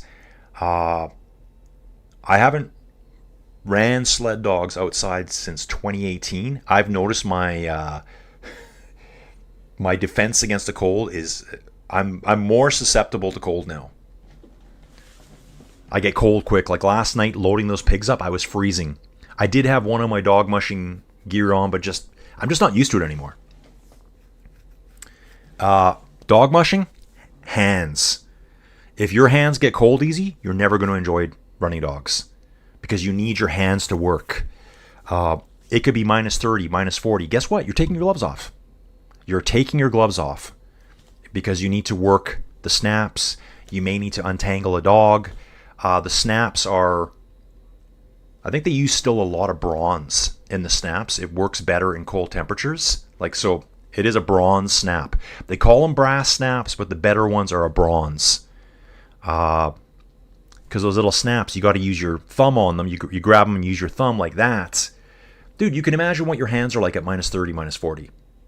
You don't even want to take your hands out of your gloves, but you have to. So basically what you wear is you wear little tiny gloves that I call them like gloves like a little kid would wear. They're little 5-fingered gloves. You buy them 3 for $1.99, 3 packs for $1.99 at the local hardware store. Nice putting his foot down. He's making sure he doesn't crash. Commanding lead again for Thibaut Nice. So they were close, and he's put in some attacks, and he's got a gap. He's opened up the gap now back to Mason and Lars van den Haar. Yeah, so you pull off your overgloves, then you've got little light gloves to work with. It's basically like just having a sock over your hands. Here's the bad corner for Nice, right here. He's through this time. It looks like it's so rutted there. They're all bogging down in that corner there. Van den Haar's coming through it now. You can see them. They're like doing this on their bike, going through that mud, trying to get any bit of traction and momentum. Again, Nice putting his foot down a lot on every corner now. He knows if he tips over, they're going to catch him. Foot down again in the off-camber section. Will Van den Haar? Van den Haar doesn't do it. Mason doesn't do it. They're chasing. This is their one chance. Nice is defending, so he's putting his foot down a lot more. Van den Haar, second place. Mason maybe 3 to 4 meters back in third. Thibaut Nice absolutely smashing it, but riding defensively at the same time. He's been down twice. Once for sure. Second time just kind of delayed him. He knows he can't put a foot down. He will get caught if he does. Foot's out again on that left-hander by the water. Flocky saying, just reminded me I need to buy cycling gloves. Tony, Father Time remains undefeated. 16 watching, 6 likes. Last call for like one. Hit it, please. Yeah, guys, hit the like button if you want more of these videos. Guess what? I'm going to do them no matter what. I don't give up. Last week's video was great, guys. Last week I had so many people watching. It's kind of weekly. You never know what you're going to get. So I just keep grinding them out. I don't know if I'm going to have 10 people watching or 100 people watching. You just never know. I think it depends on the race, where we're at, what other people are doing. What am I going to blame this race on? Cameron Mason second place, Lars van den Haar in third. And we're rocking, guys. We are rocking. Thibaut Nice will be winning outside of a catastrophe. Outside of him crashing on a corner really bad. They're saying it's 6 seconds. I think it's more. It's more. I'm going to say it's 10 to 15 seconds. They're now saying 13 seconds. Mason chasing. Joris looks like he might have moved up a couple of spots. Joris is back in 4th place, guys. He's past Vanderputter and Sveik. He's just riding ahead of them right now. Nice having a lot of look backs on the long straightaways just to make sure he's got it. Race will be over soon, guys, and then I'm going to get started with my day. Probably... Wow, you know what I was just going to say? I was going to say I'm going to go outside and do the chores. Guess what? Don't have to. I don't have to. I don't have to. I don't have to go feed the pigs today. I don't have to haul water to the pigs. Horses are easy. Big water trough. I fill it once every 3 to 4 days. They drink less water in the wintertime. I have a heater in it. I don't even worry about it. So now I'm just going to race outside and I'm just going to whip some hay to the horses. Yeah, exactly, Don. He just needs to stay upright and he's got it. Yeah, he can dab. Yeah, he can do a dab when he crosses the finish line, right? Dab it out. Yeah, dab it. The dab domino. You see that all the time. One guy dabs, everyone's dabbing. One mistake, everyone has to suffer the same mistake. Especially in the real narrow sections. Cameron Mason looking so good here in 2nd place. Lars looking incredible too. 3rd place. Battling their way through it. Tough racing, guys. Thibaut Nice here coming down. Yeah, no foot out this time. Oh, maybe. Yeah, he's pushing really hard, but protecting his lead. Superb job. It's going to be 2 wins in a row for him. Lars goes into 2nd place here. Slight mistake by Mason. He kind of went wide there. Lars takes the lead now and gets an instant gap on Mason. I think Mason might have just given away 2nd place there.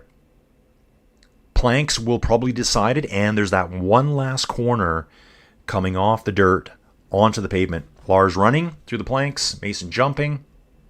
I think Lars got through quicker there. Sometimes it pays to run them. Onto the finish line, guys, onto the pavement. Thibaut Nice rubbing the jersey. So yeah, he's Bellois Glowy Lions. It's a red, white, and black jersey. Sprint line, sprint at the finish. Van den Haar gets second place. Awesome, man. Last season, Cameron Mason third. Great job for him too. Tony saying, dude needs to stay upright. You talking to Tibor Colin? Yeah, it could be me.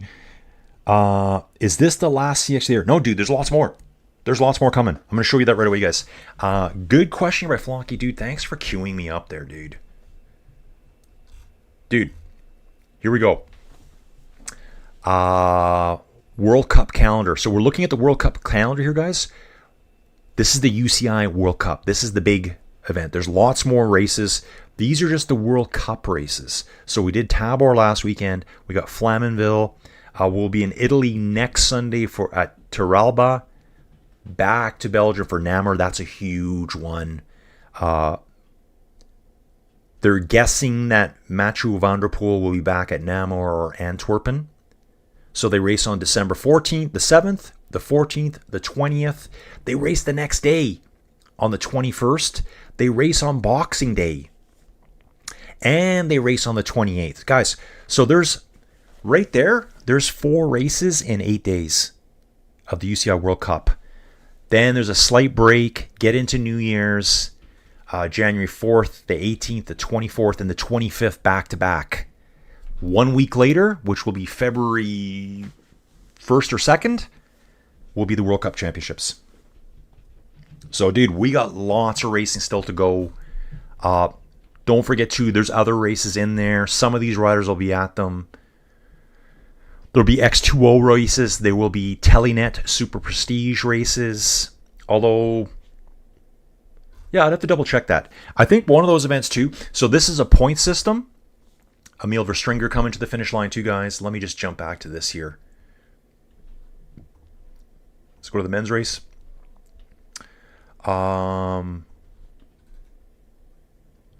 Verstringer finished in 9th. Jente Michaels finished in 8th, so not good enough for Flocky. I think he needed a top 3. Michaels Van Turenhout in 7th. Joris Nieuwenhuis in 6th. Lawrence Fake in 5th. Niels van der Poel 4th. Cameron Mason 3rd. Van den Haar 2nd. Thibaut Nice wins it, guys. One of those series I was talking about, it's either, I think it's X2O or Super Prestige. It's one of the two. They have a time system. So there's a series, I think, of 8 races. And it's cumulative time across all 8 events. Don, we will be going to Italy for some gnocchi with brown butter and prosciutto sandwiches. I'll bring my virtual passport. Me too, Don. Me too. Wow, awesome race, guys. Glad I made it today. I just wasn't really, I don't know, I felt like just lazing around today. But I'm so glad I made it back. Dudes, I'm going to shut her down right away. It's only 8:17 in the morning. I can get my day started. Like I said, I don't got to haul water. I don't got to feed pigs. I don't got to feed goats anymore. Shaka Khan, I'm done with that. So glad. Now Joey's telling me, though, she wants to get another dog. We have way too many dogs. Okay, dudes, thanks for watching. Hope to see you all again for the next event. It's coming up in 1 week. Put it in your calendar, guys. I'll see you soon. Thanks for watching. You guys are the best. Later.